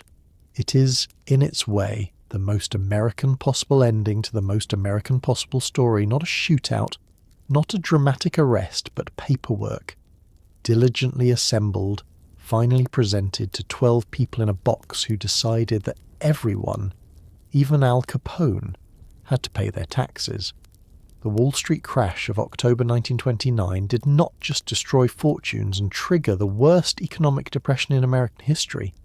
It also changed the political calculus around Prohibition in ways that its opponents had been waiting for. Before the Depression, the dry argument had included an economic dimension. Sober workers were more productive. Money spent on drink was money wasted. The economy was better off without the saloon. The Depression demolished this argument by creating an obvious counter case. Legalizing and taxing alcohol, advocates now pointed out, would generate federal and state tax revenue at a time when the government desperately needed it. It would create jobs in brewing, distilling, transportation, retail, and hospitality at a time when unemployment was catastrophic. It would redirect money flowing into the pockets of organized crime into legal businesses that paid taxes and employed people. These were not romantic arguments about personal freedom or individual rights. These were spreadsheet arguments, and in the middle of an economic collapse, spreadsheet arguments landed differently. The unemployment numbers during the Depression's worst years were staggering. At the peak, roughly 1 in 4 American workers had no job. In industrial cities, the number was higher. Entire industries had collapsed. Tax revenues at every level of government had fallen so dramatically that basic services were being cut. Cities were going broke. States were going broke. The federal government was running deficits that would have been unimaginable a decade earlier. Into this environment, the argument that legal alcohol could generate hundreds of millions of dollars in annual tax revenue was not an abstraction. It was a lifeline, and it was being offered by people who had previously been arguing against prohibition on principled grounds, and were now arguing against it on economic ones, which made for a considerably broader coalition. The Association Against the Prohibition Amendment, which had been operating since the early 1920s, was funded substantially by wealthy industrialists, John D. Rockefeller Jr., the DuPont family and others, who had originally supported prohibition and changed their minds. Their reasons were a mixture of genuine principle and self-interest. They had come to believe that prohibition had failed to produce the sober, productive workforce it had promised, and had instead produced organised crime, corruption, and a general contempt for law that they found more socially destabilising than alcohol had been. They also noted, with the clarity of people who paid substantial income taxes, that if alcohol were legal and taxed, the income tax rates that had been raised to compensate for lost liquor tax revenue might come down. This was not purely altruistic reasoning. It was, however, politically effective. Franklin Roosevelt ran for president in 1932 on a platform that included repeal of prohibition, which required some political courage given that the dry lobby was still organised and still vocal. His victory by a landslide, carrying states that had been reliably dry for years, was the clearest possible signal of where public opinion had arrived. The economic argument had done what a decade of principled opposition had not. It had made prohibition politically untenable even in its former strongholds, because the communities that had most firmly supported the law were often the ones most devastated by the Depression, and devastation has a clarifying effect on abstract commitments. On December 5th, 1933, the 21st Amendment to the United States Constitution was ratified, becoming the only constitutional amendment in American history to repeal another constitutional amendment, and specifically repealing the 18th. At 5:32 in the afternoon, Utah became the 36th state to ratify, providing the 3/4 majority required, and prohibition was legally over. The celebrations that followed were, by all accounts, considerably more restrained than the apocalyptic wet chaos that prohibition's original supporters had predicted would occur the moment alcohol was legal again, not because Americans weren't relieved and happy, but because 13 years of underground drinking had produced a population that was, if anything, more experienced and less easily impressed by a legal beer. President Franklin Roosevelt, who had campaigned partly on repeal and who reportedly enjoyed a martini, was said to have remarked upon signing the proclamation that this was a good moment for a drink, which is the most relatable thing any president has ever said. The ratification process itself moved with unusual speed for a constitutional amendment, reflecting the depth of the political consensus that had developed. The 21st Amendment was proposed in February of 1933, and ratified by the required number of states by December of the same year, less than 10 months from proposal to ratification. This was remarkable in constitutional terms. The 18th Amendment had taken 13 months to ratify after Congress passed it, and it had been building political momentum for decades. The 21st moved faster, driven by the Depression's economic urgency and the simple accumulated exhaustion of a country that had spent 13 years pretending not to do something it had been doing constantly. The practical transition back to legality was not seamless. Many states retained their own prohibition laws even after federal repeal, meaning that repeal made alcohol legal in the country, but not necessarily in your state, and definitely not necessarily in your county. Mississippi, as mentioned, would not go legally wet until 1966. Hundreds of dry counties across the South and Midwest remained dry by local option for decades after repeal, some of them to this day. The liquor business that re-emerged after repeal was also heavily regulated in ways that alcohol had not been regulated before Prohibition, with state licensing systems, controlled distribution networks, and blue laws restricting hours and days of sale that varied wildly from state to state, and reflected the ongoing political power of temperance constituencies even in defeat.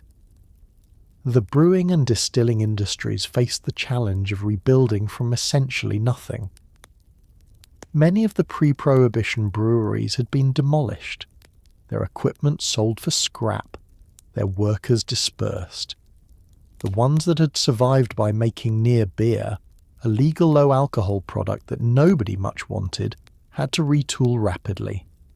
Anheuser-Busch, which had spent Prohibition making yeast, refrigerator units, and a corn syrup product, pivoted back to beer with the efficiency of a company that had been waiting for this moment for 13 years. The distilled spirits industry faced the additional challenge that good whiskey requires years of aging, and the legal stocks of aged whiskey were limited. The solution was a combination of importing Scotch and Canadian whiskey, releasing young domestic whiskey that was technically legal but not particularly distinguished, and waiting, as they always had to, for time to do its work in the barrels. Repeal was the end of Prohibition. It was not quite yet the beginning of everything that had existed before it.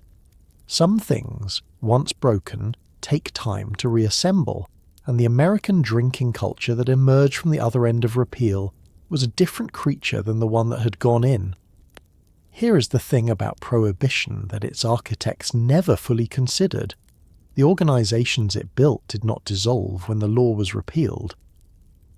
Al Capone was imprisoned by the time repeal came, but the infrastructure his organisation and others like it had assembled, the bribery networks, the enforcement mechanisms, the political connections, the distribution systems, the lawyers and accountants who knew how to move money quietly, that infrastructure was still standing. Organised crime simply pivoted. The same networks that had distributed illegal alcohol shifted to gambling, labour racketeering, narcotics, and a variety of other enterprises that proved equally profitable and considerably harder to repeal by constitutional amendment. The Mafia, which had been a relatively minor presence in American crime before Prohibition, emerged from the era as a national organisation with chapters in every major city, political connections at every level of government, and enough accumulated capital to fund decades of diversified criminal enterprise. Prohibition did not create organised crime in America, but it absolutely turbocharged it, and the country spent the next several decades dealing with the consequences. The consolidation of organised crime during Prohibition was not accidental. It was the product of a specific business environment, one in which the product being sold was illegal. The penalties for getting caught were real, and the profits were large enough to justify the investment in protection, enforcement, and expansion. Small, independent bootleggers operating in isolation were vulnerable to police pressure, rival operators, and the simple unpredictability of an unregulated market. The solution was organisation, the same solution that legitimate businesses had discovered in the age of the industrial trust, applied to illegal enterprise. Larger organisations could bribe more effectively, protect their supply chains more reliably, and eliminate competition more decisively than small operators.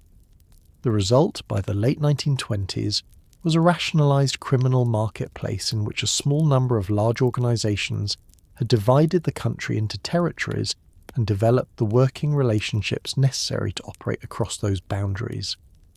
The Atlantic City Conference of 1929 is the clearest example of this consolidation made visible.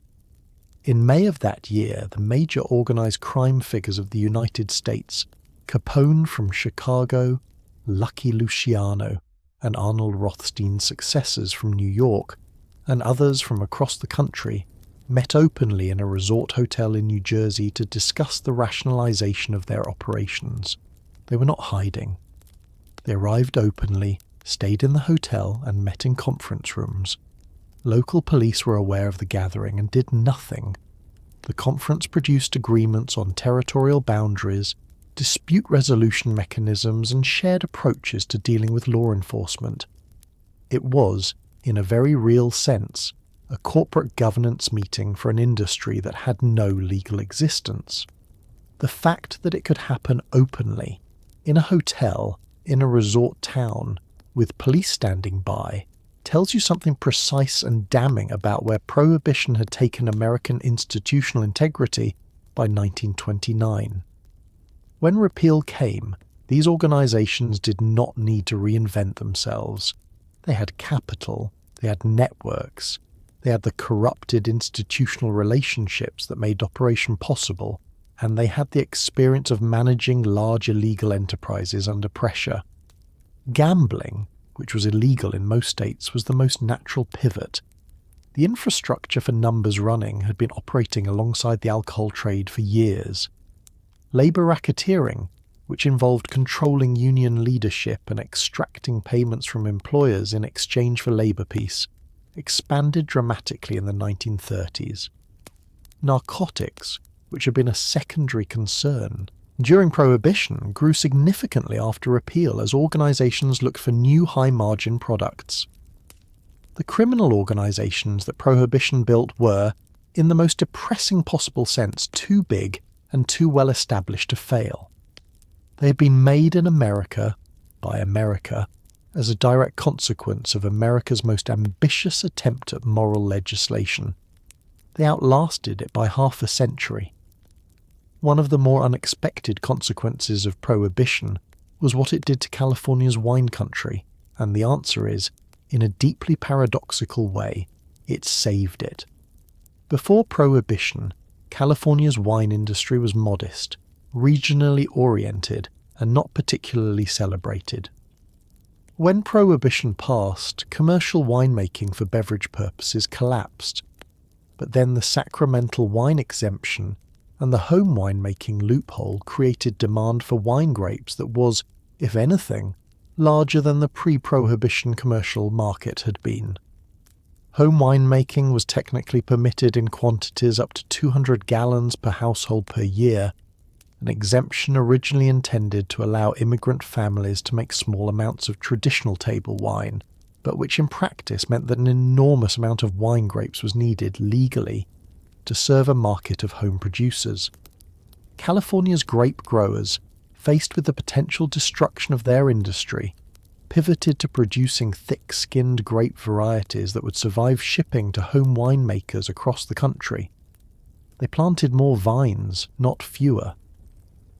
By the time Prohibition ended, California's wine grape acreage was larger than it had been in 1920, and the industry was positioned to expand dramatically into the legal market.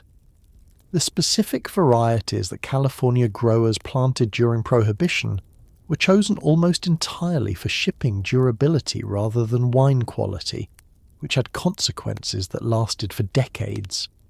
Alicante Bouschet, a deeply coloured, thick-skinned grape that made mediocre wine but travelled beautifully, became one of the most widely planted varieties in California during the 1920s.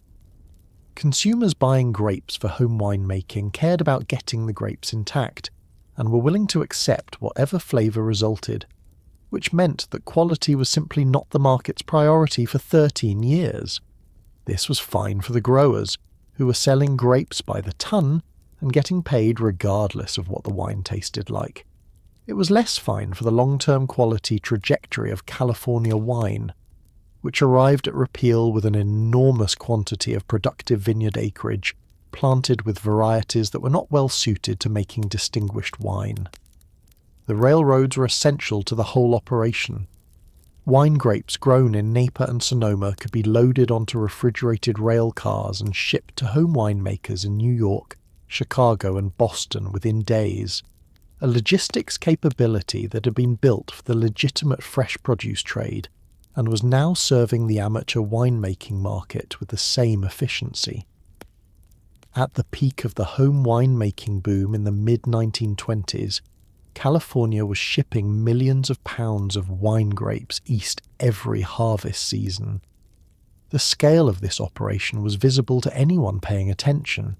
Federal agricultural statistics tracked grape shipments. Nobody pretended not to understand what the grapes were for. It was simply another example of the Prohibition-era arrangement in which the law and the reality conducted a polite fiction together, and the fiction was maintained because the alternative, actually enforcing the law as written, would have devastated a legal agricultural industry in a state that was politically significant.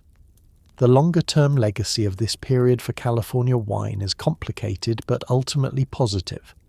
The vineyards that survived Prohibition were those with the capital to maintain their land and the flexibility to pivot their production. Many of the great wine estates of Napa Valley survived precisely because they found ways to sell grapes legally during the dry years, as sacramental wine, as table grapes, as home winemaking stock. When repeal came and commercial winemaking resumed, they had mature vines in the ground, an institutional knowledge that had been preserved through the dry years.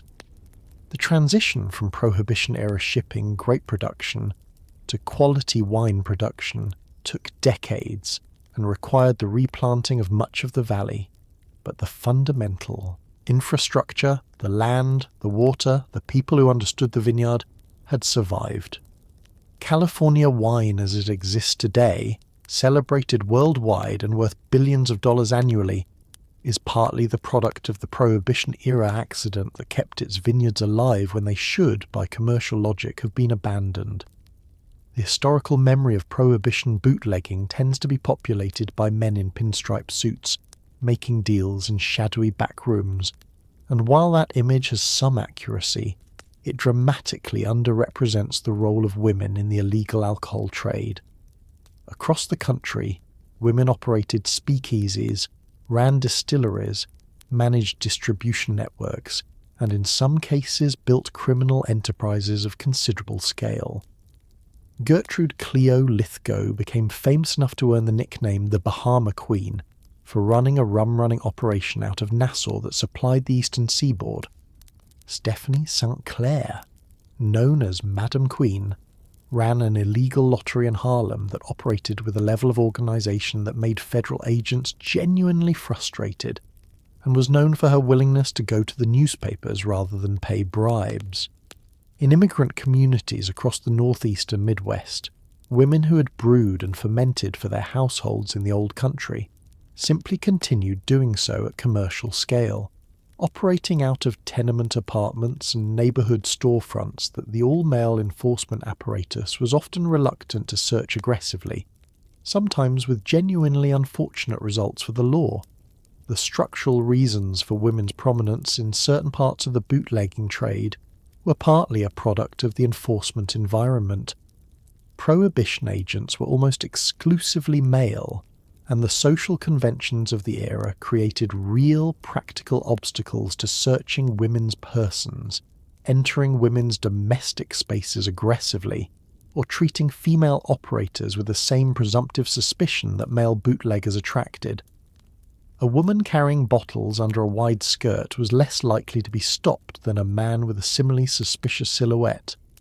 A tenement apartment managed by a woman was less likely to be raided without specific intelligence than a known male-operated establishment. These were not absolute protections. Women were absolutely arrested, prosecuted and imprisoned for prohibition violations, but they represented a friction that made female-operated businesses marginally safer in certain respects, and in a business where marginal safety advantages mattered, they were exploited. Lithgow's operation out of Nassau deserves particular attention because it was conducted openly and on a scale that made her genuinely famous during her lifetime. She worked as an agent for Scotch whisky suppliers, coordinating the sale and shipment of legal Bahamian product to American rum runners who would then take the risk of crossing into territorial waters. She was not technically breaking any law in doing this. The transactions she managed were legal on the Bahamian side, but she was the essential commercial link in a chain whose end product was illegal alcohol entering the United States, and she was known to everyone involved, including American authorities, as exactly that. She gave newspaper interviews, she was photographed. She cultivated a public persona that was partly practical.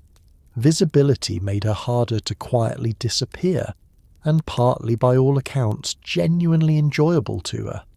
She liked being famous. She was good at her work.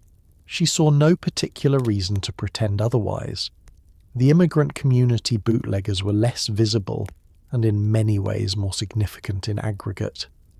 Italian, Jewish, Polish and Irish immigrant women operating in the urban ethnic neighbourhoods that were the social fabric of American cities in the 1920s produced enormous quantities of homebrewed beer and wine and distilled spirits that supplied their immediate communities and often extended considerably beyond them. These operations were embedded in the social fabric of the neighbourhood in ways that made them almost invisible to outside law enforcement. The woman making wine in her kitchen was also the woman who organised the neighbourhood mutual aid society, whose husband worked at the factory, whose children went to the parish school. She was not, in the social geography of her community, a criminal.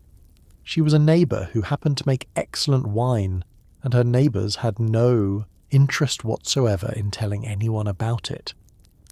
Federal prohibition was national in law and spectacularly inconsistent in practice, and nowhere was this inconsistency more dramatic than in the difference between how the law was enforced in rural dry states that had been prohibitionist for years versus how it functioned in major urban centres that had voted overwhelmingly against it and had populations who considered the law an absurdity imposed by rural majorities. New York City, which had voted against prohibition by a wide margin, was also the city where enforcement was essentially a theatrical performance put on for federal observers, with periodic high-profile raids generating newspaper coverage and the underlying trade continuing essentially undisturbed. The city's police commissioner at one point publicly stated that he considered enforcement of prohibition laws to be a federal responsibility and that the city's police had other priorities. This was technically true and entirely convenient. In contrast, in rural Kansas or Mississippi, the existing culture around temperance meant enforcement was considerably more genuine, though it still faced the same basic problem of motivated people finding creative ways to obtain what they wanted. New York's relationship with prohibition was almost theatrical in its combination of official compliance and practical defiance. Mayor Jimmy Walker, who served from 1926 to 1932, was openly wet in his sympathies, frequently photographed at events where alcohol was visible, and presided over a police department whose relationship with the speakeasy trade was so well documented that the newspapers covered it as a routine beat rather than a scandal.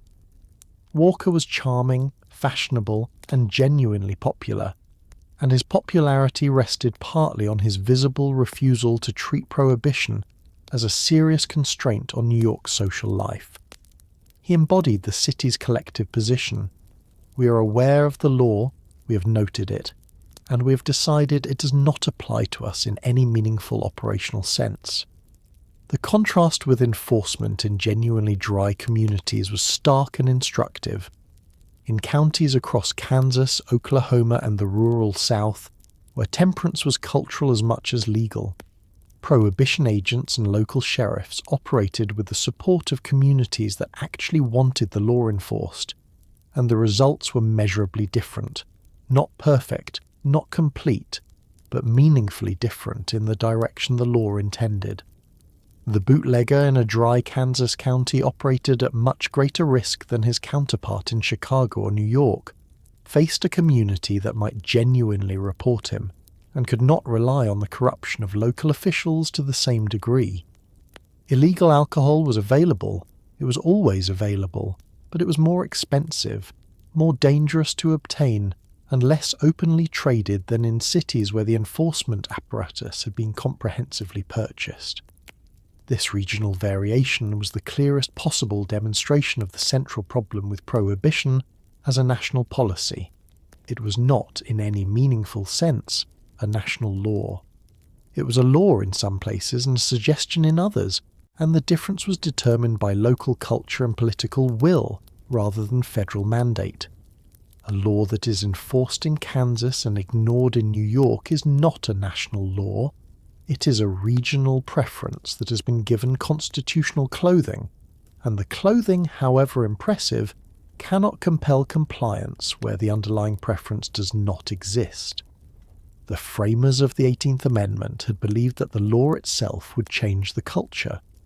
What they discovered, over 13 years, was that the culture determined the law, and the culture of New York City in 1925 had absolutely no intention of going dry. When historians look back at Prohibition, and they look back at it often, because it is genuinely one of the most instructive experiments in the history of democratic governance, they find a legacy that is more complicated than the simple "it failed" verdict that the story is usually given. Drinking rates did decline during Prohibition, particularly in the early years and particularly among the working class, who had less access to the underground market than the wealthy. Liver cirrhosis rates fell. Arrests for drunkenness fell. Some of the public health goals of the temperance movement were, by the data, partially achieved.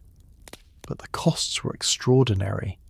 The rise of organised crime, the corruption of law enforcement at every level, the death toll from poisoned alcohol, the erosion of respect for law itself, the phenomenon that Prohibition critics called contempt for law, the widespread cultural normalization of casually ignoring a federal statute, these were consequences that outlasted the law itself. The cocktail culture that Prohibition created, the speakeasy aesthetic that Americans still find romantic 100 years later, the organised crime infrastructure that shaped American cities for decades. All of it traces back to the 13 years someone decided the country needed to stop drinking, and the country decided collectively and enthusiastically that it did not agree. The public health data from the Prohibition era is genuinely mixed in a way that complicates the simple failure narrative. Deaths from cirrhosis of the liver, a reliable indicator of chronic heavy alcohol consumption, fell by roughly 50% in the first years of Prohibition and remained below pre-Prohibition levels for much of the era. Hospital admissions for alcohol-related conditions declined. In industrial communities, some employers reported improvements in Monday morning absenteeism. These were real effects, and they reflected a real reduction in drinking, particularly among the working-class populations that the temperance movement had most specifically intended to help. The people who had least access to the speakeasy and the bootlegger, the rural poor, the urban working class without the connections or the money to access premium bootleg product, drank less during Prohibition than they had before it. The law worked, partially, for the people it was most specifically designed to protect. The problem was everything else. The cultural legacy of Prohibition extended far beyond the era itself in ways that shaped American life for generations. The cocktail, the mixed drink designed to mask the flavour of poorly made spirits, became the dominant form of American alcohol consumption in a way it had not been before Prohibition, because the underground market produced spirits of inconsistent quality that required mixing to be palatable. The cocktail culture of the 1920s, exported to the rest of the world through American films and literature and the expatriate community in Europe, became a defining American cultural export.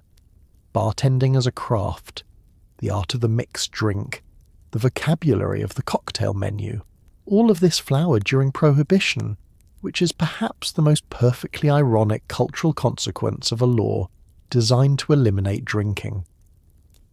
The political legacy was equally durable. The coalition that repealed Prohibition, urban ethnic voters, industrial workers, progressive reformers who had concluded that the law was counterproductive, wealthy conservatives who wanted the tax revenue, was a version of the coalition that elected Franklin Roosevelt and built the New Deal. The fight over Prohibition had reorganized American politics in ways that shaped the Democratic Party's urban coalition for decades. The dry lobby's defeat had not eliminated its political presence. Temperance constituencies continued to influence alcohol regulation at the state and local level well into the second half of the 20th century. But it had fundamentally altered the balance of cultural power between the rural Protestant America that had driven the temperance movement and the urban, immigrant, Catholic and Jewish America that had resisted it. Prohibition was, among its many other qualities, one of the defining episodes in the long American argument about whose values get to be the national ones. The men hired to enforce Prohibition were, by any reasonable measure, set up to fail. But within that underfunded, understaffed, chronically corrupt agency, a remarkable spectrum of human character emerged, from genuine idealists who believed in the law with a fervour that bordered on the religious, to opportunists who had applied for the badge specifically because it came with access to the most profitable black market in American history. The honest ones became legends almost by accident, simply by being so statistically unusual that newspapers treated them like exotic animals.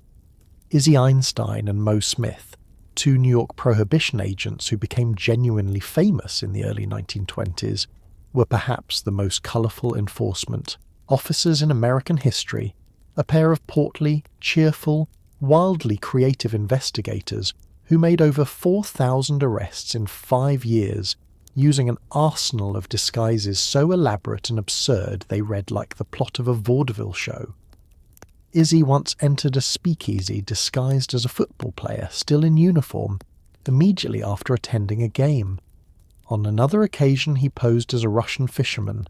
He reportedly spoke several languages, which helped. Mo was quieter but equally effective.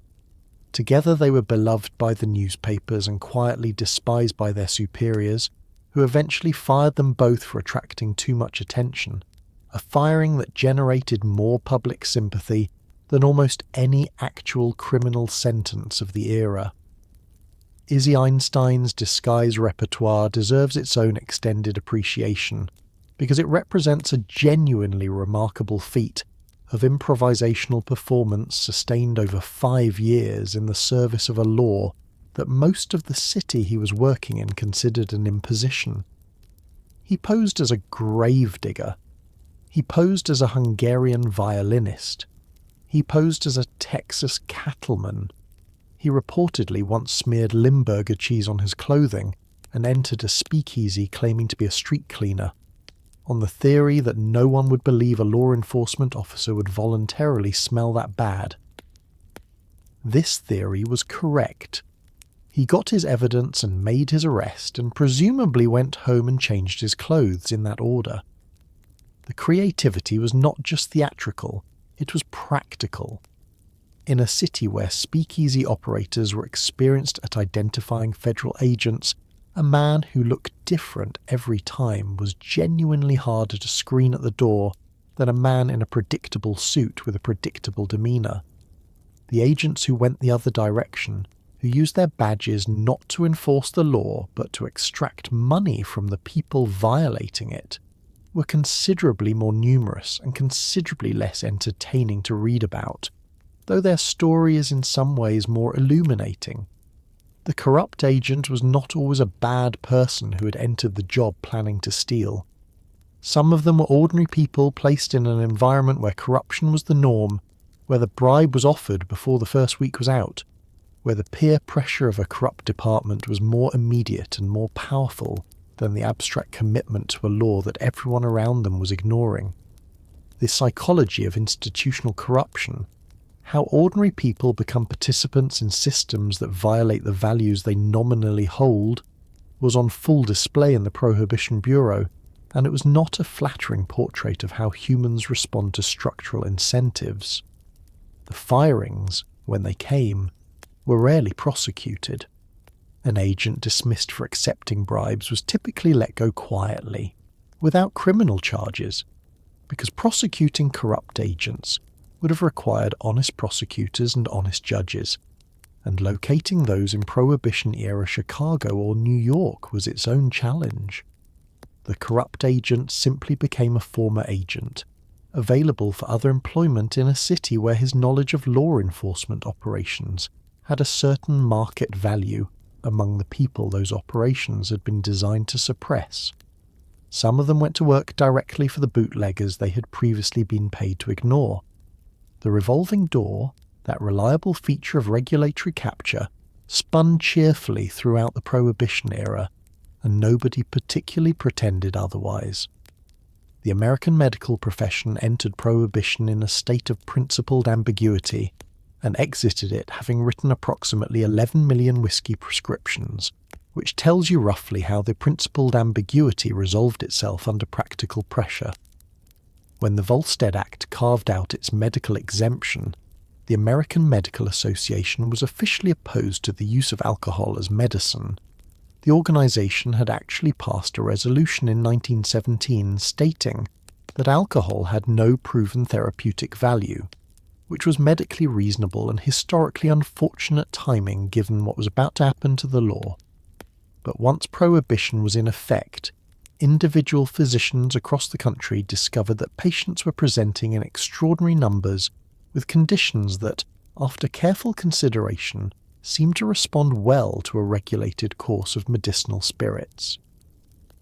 The AMA reversed its earlier position in 1922, voting to endorse whiskey as a legitimate medical treatment for a variety of ailments, a reversal that generated considerable cynicism among people who noticed its timing.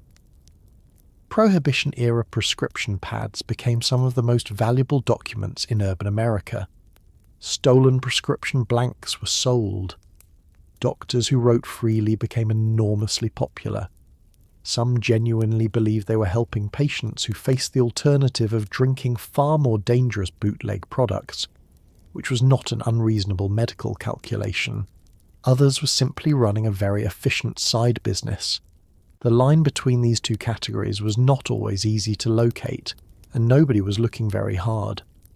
The list of conditions for which medicinal whiskey was prescribed during Prohibition reads, in retrospect, like a creative writing exercise in medical justification: anxiety, depression, heart disease, poor circulation, influenza, the common cold, fatigue, nervousness, indigestion, lactation difficulties, which is a category that raises specific questions about the mechanism of action.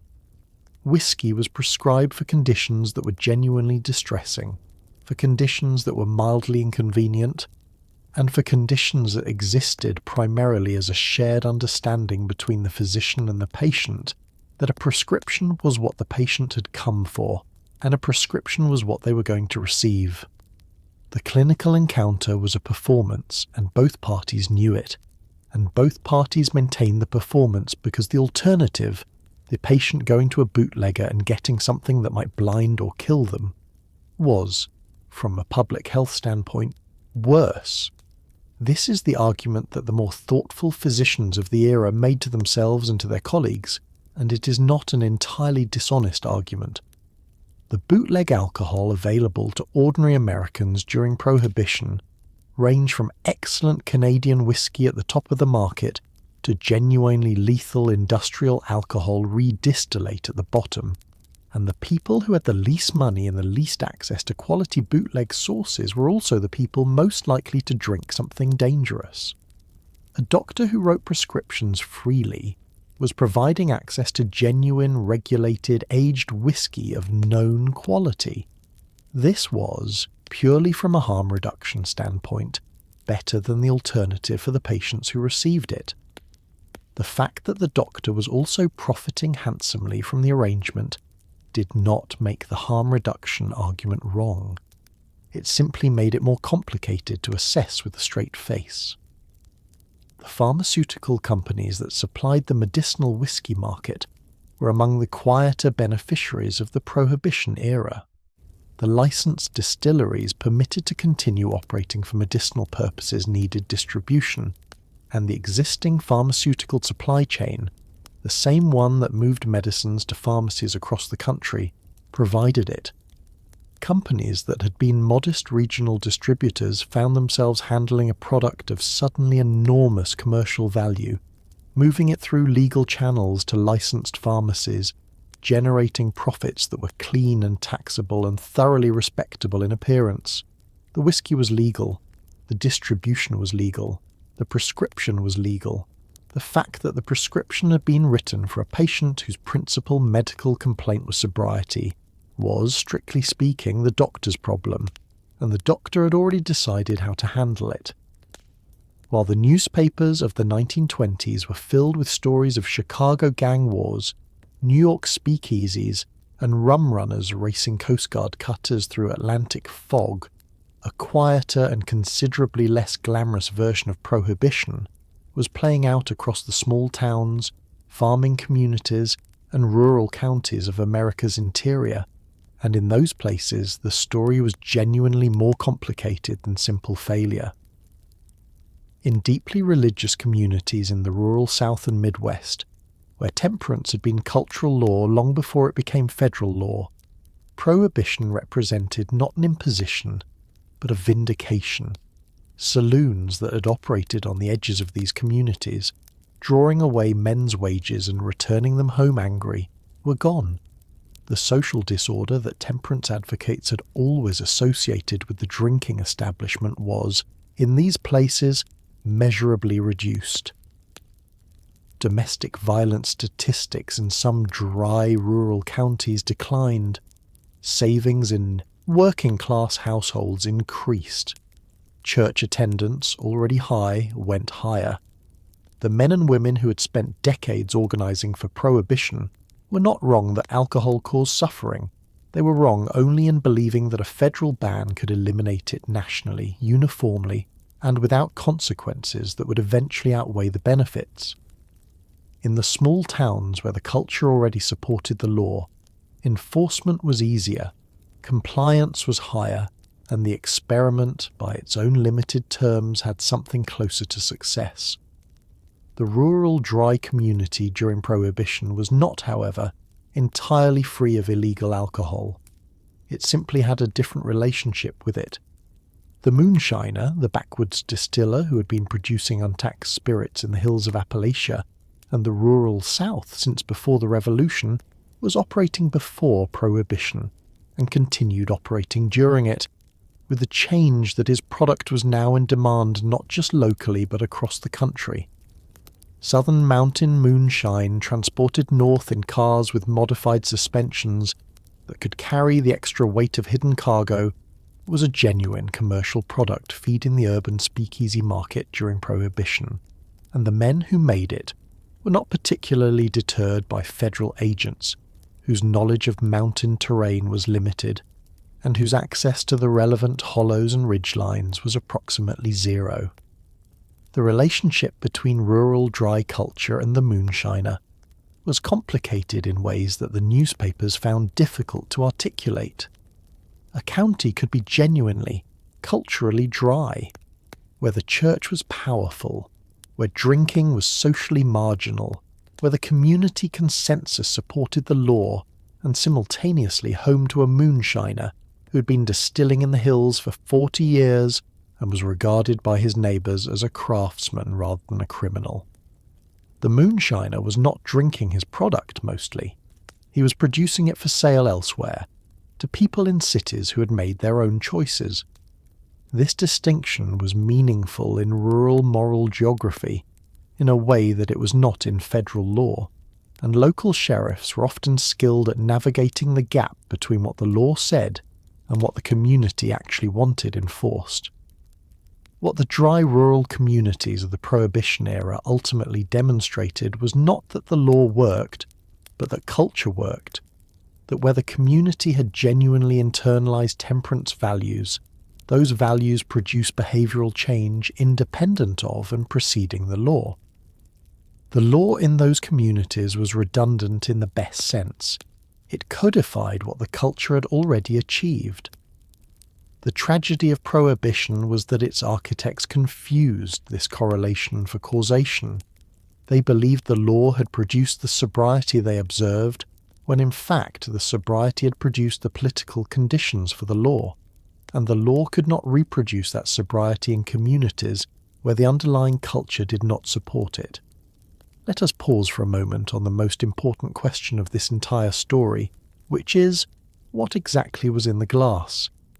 The popular image of Prohibition-era drinking involves glamorous cocktails in Art Deco glasses, and while that image is not entirely wrong, it somewhat glosses over the fact that a significant portion of what Americans were consuming during Prohibition was, in purely chemical terms, genuinely alarming.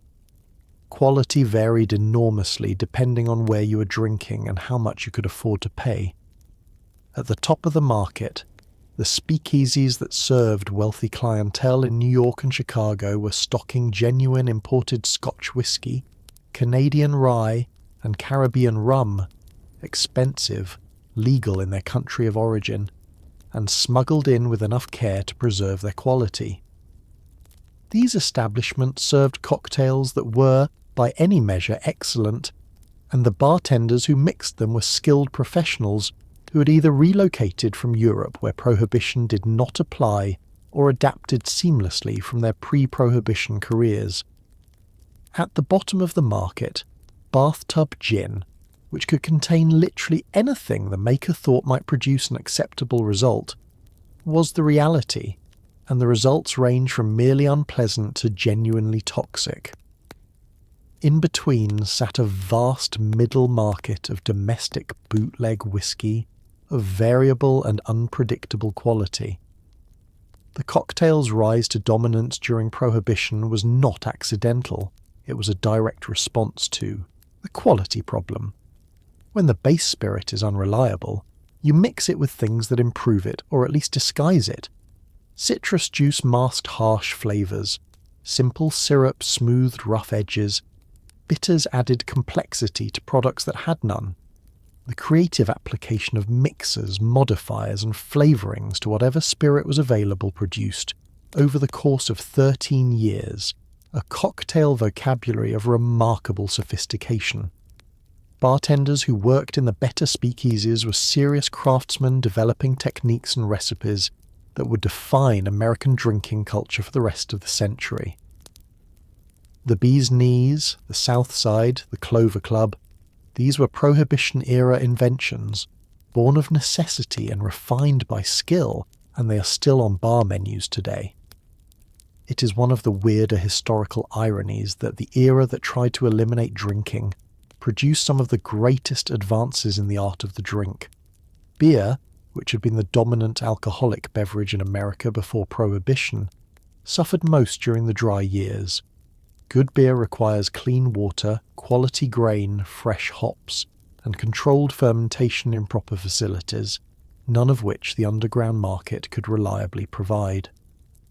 The near beer that was legally produced, beer with the alcohol removed, was widely described as an insult to the concept of beer, and the bootleg beer that supplemented it was inconsistent in quality and often flat, sour, or worse. The great American brewing industry, which had been one of the country's largest manufacturing sectors before Prohibition, was essentially destroyed. The breweries that survived the dry years did so by pivoting to other products: malt extract, yeast, soft drinks, ice cream, and the industry that rebuilt after repeal was a diminished version of what had existed before, dominated by a smaller number of larger companies that had the capital to survive the gap. Wine in the speakeasy was a rarity, except at the highest price points. the home winemaking market was consuming most of California's grape production, and the wine that reached the better establishments was mostly imported. French and Italian bottles smuggled through the same channels as Scotch and Canadian whiskey, at prices that put them firmly in the category of luxury goods. The ordinary speakeasy patron was drinking spirits or beer, and the quality of both depended entirely on who was supplying the establishment and how much the establishment was willing to pay for quality versus quantity. This was, in its way, a perfectly American market stratified by price, variable in quality, and available to anyone willing to pay the going rate and knock on the right door.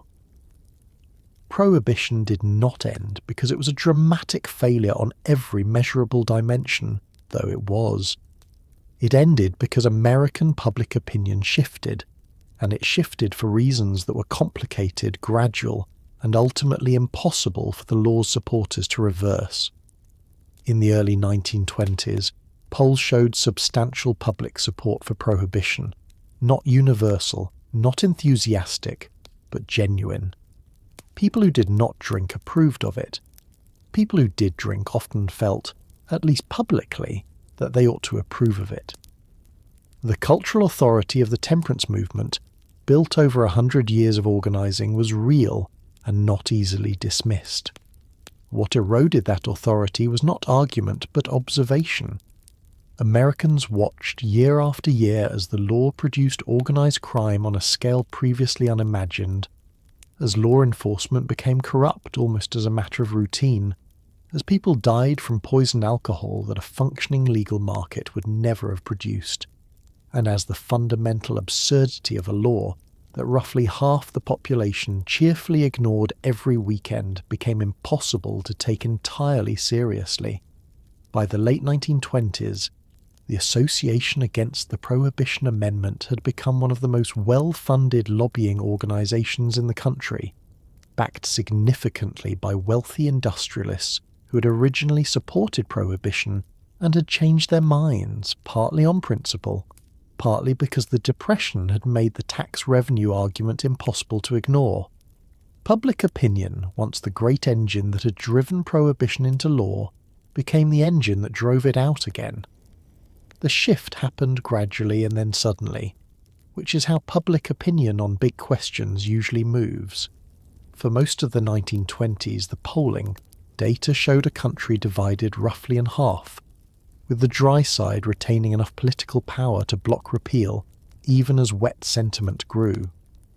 The Anti-Saloon League remained formidable. Dry congressmen remained in office. The cultural prestige of temperance, rooted in Protestant religious authority and genuine social concern, had not evaporated. What changed it was the accumulation of evidence, not any single event but the weight of 13 years of documented failure, corruption, death, and absurdity pressing on a public that had originally extended good faith to the experiment and was no longer extending it. The St. Valentine's Day massacre of 1929 was a turning point for many moderates who had been giving prohibition the benefit of the doubt. The spectacle of 7 men machine-gunned in a Chicago warehouse by killers dressed as police officers, killers who were, by widespread understanding, working for the man who was simultaneously funding the city's most prominent soup kitchen, made the consequences of Prohibition-era organised crime viscerally real in a way that statistics had not. This was not a foreign problem or a poor neighbourhood problem. This was a major American city, and it was ungovernable, and prohibition was the reason why. The photograph of the bodies, published in newspapers across the country, was difficult to argue around. The Depression finished what the massacre had started. When unemployment hit 25% and the federal government was desperately seeking revenue, the argument that the country could not afford the tax money it was leaving on the table by keeping alcohol illegal became unanswerable. The men who made that argument, Roosevelt, the Repeal Coalition, the industrialists who had switched sides, were not making a romantic case for drinking. They were making a cash flow argument in the middle of a catastrophe, and cash flow arguments in the middle of catastrophes tend to prevail. The temperance movement, which had spent a century building toward its great legislative victory, watched the victory repealed in the span of 10 months, and the speed of the defeat reflected the depth of the disillusionment. America had tried it. America had watched what it produced. America had made up its mind, and once it had, it moved with the decisive efficiency of a country that had been waiting for permission to change direction. The experiment was over. The bar was open. And somewhere, a very long line of people who had been pretending not to drink for 13 years ordered their first legal drink since 1920 and felt, by all accounts, absolutely no guilt whatsoever about it. And so here you are, at the end of a very long, very thirsty, very remarkable chapter of American history. Think about what you just travelled through. 13 years of a country at war with itself, not with guns and battlefields, but with flasks and loopholes and fake bookshelf doors and prescription pads and bathtub chemistry sets, and an almost heroic collective refusal to accept a law that roughly half the population had decided did not apply to them. It was chaotic and corrupt and occasionally deadly, and it was also, in the strange way that history sometimes manages, genuinely human, full of ordinary people making extraordinary choices under extraordinary pressure, finding creative solutions to problems that should not have existed, building a nightlife culture and a cocktail vocabulary and a jazz scene that changed the world, all because someone had decided that the responsible thing to do was to make a drink illegal. The people who fought for Prohibition were not wrong about everything. The saloon caused real harm. Alcohol destroyed real families. The suffering that drove the temperance movement was genuine, documented, and not invented by moralists with nothing better to do. They were idealists, and idealists deserve a measure of respect even when their methods produce unintended consequences of spectacular proportions.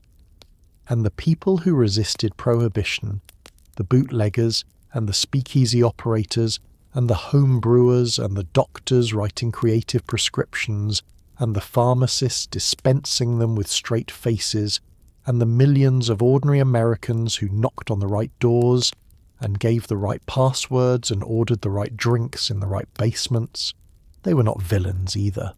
They were people living in the gap between what the law said and what their lives required, navigating that gap with a particular American combination of ingenuity, stubbornness, and cheerful disregard for rules that someone else made.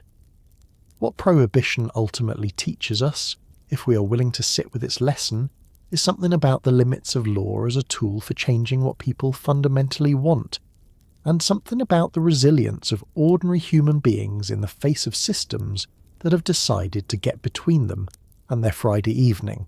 So tonight, as you drift towards sleep in your comfortable bed, in a country where you can walk into a store and buy a bottle of wine without a password or a doctor's note or a secret knock, maybe take a quiet moment to appreciate that. Not the drinking, necessarily, but the lesson underneath it, that people, when pushed, find a way.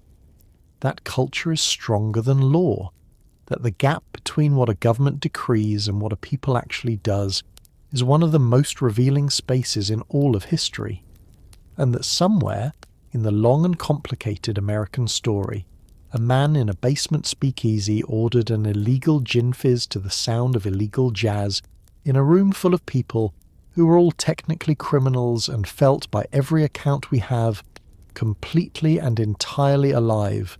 Sleep well, you have earned it, and you didn't have to hide to get here.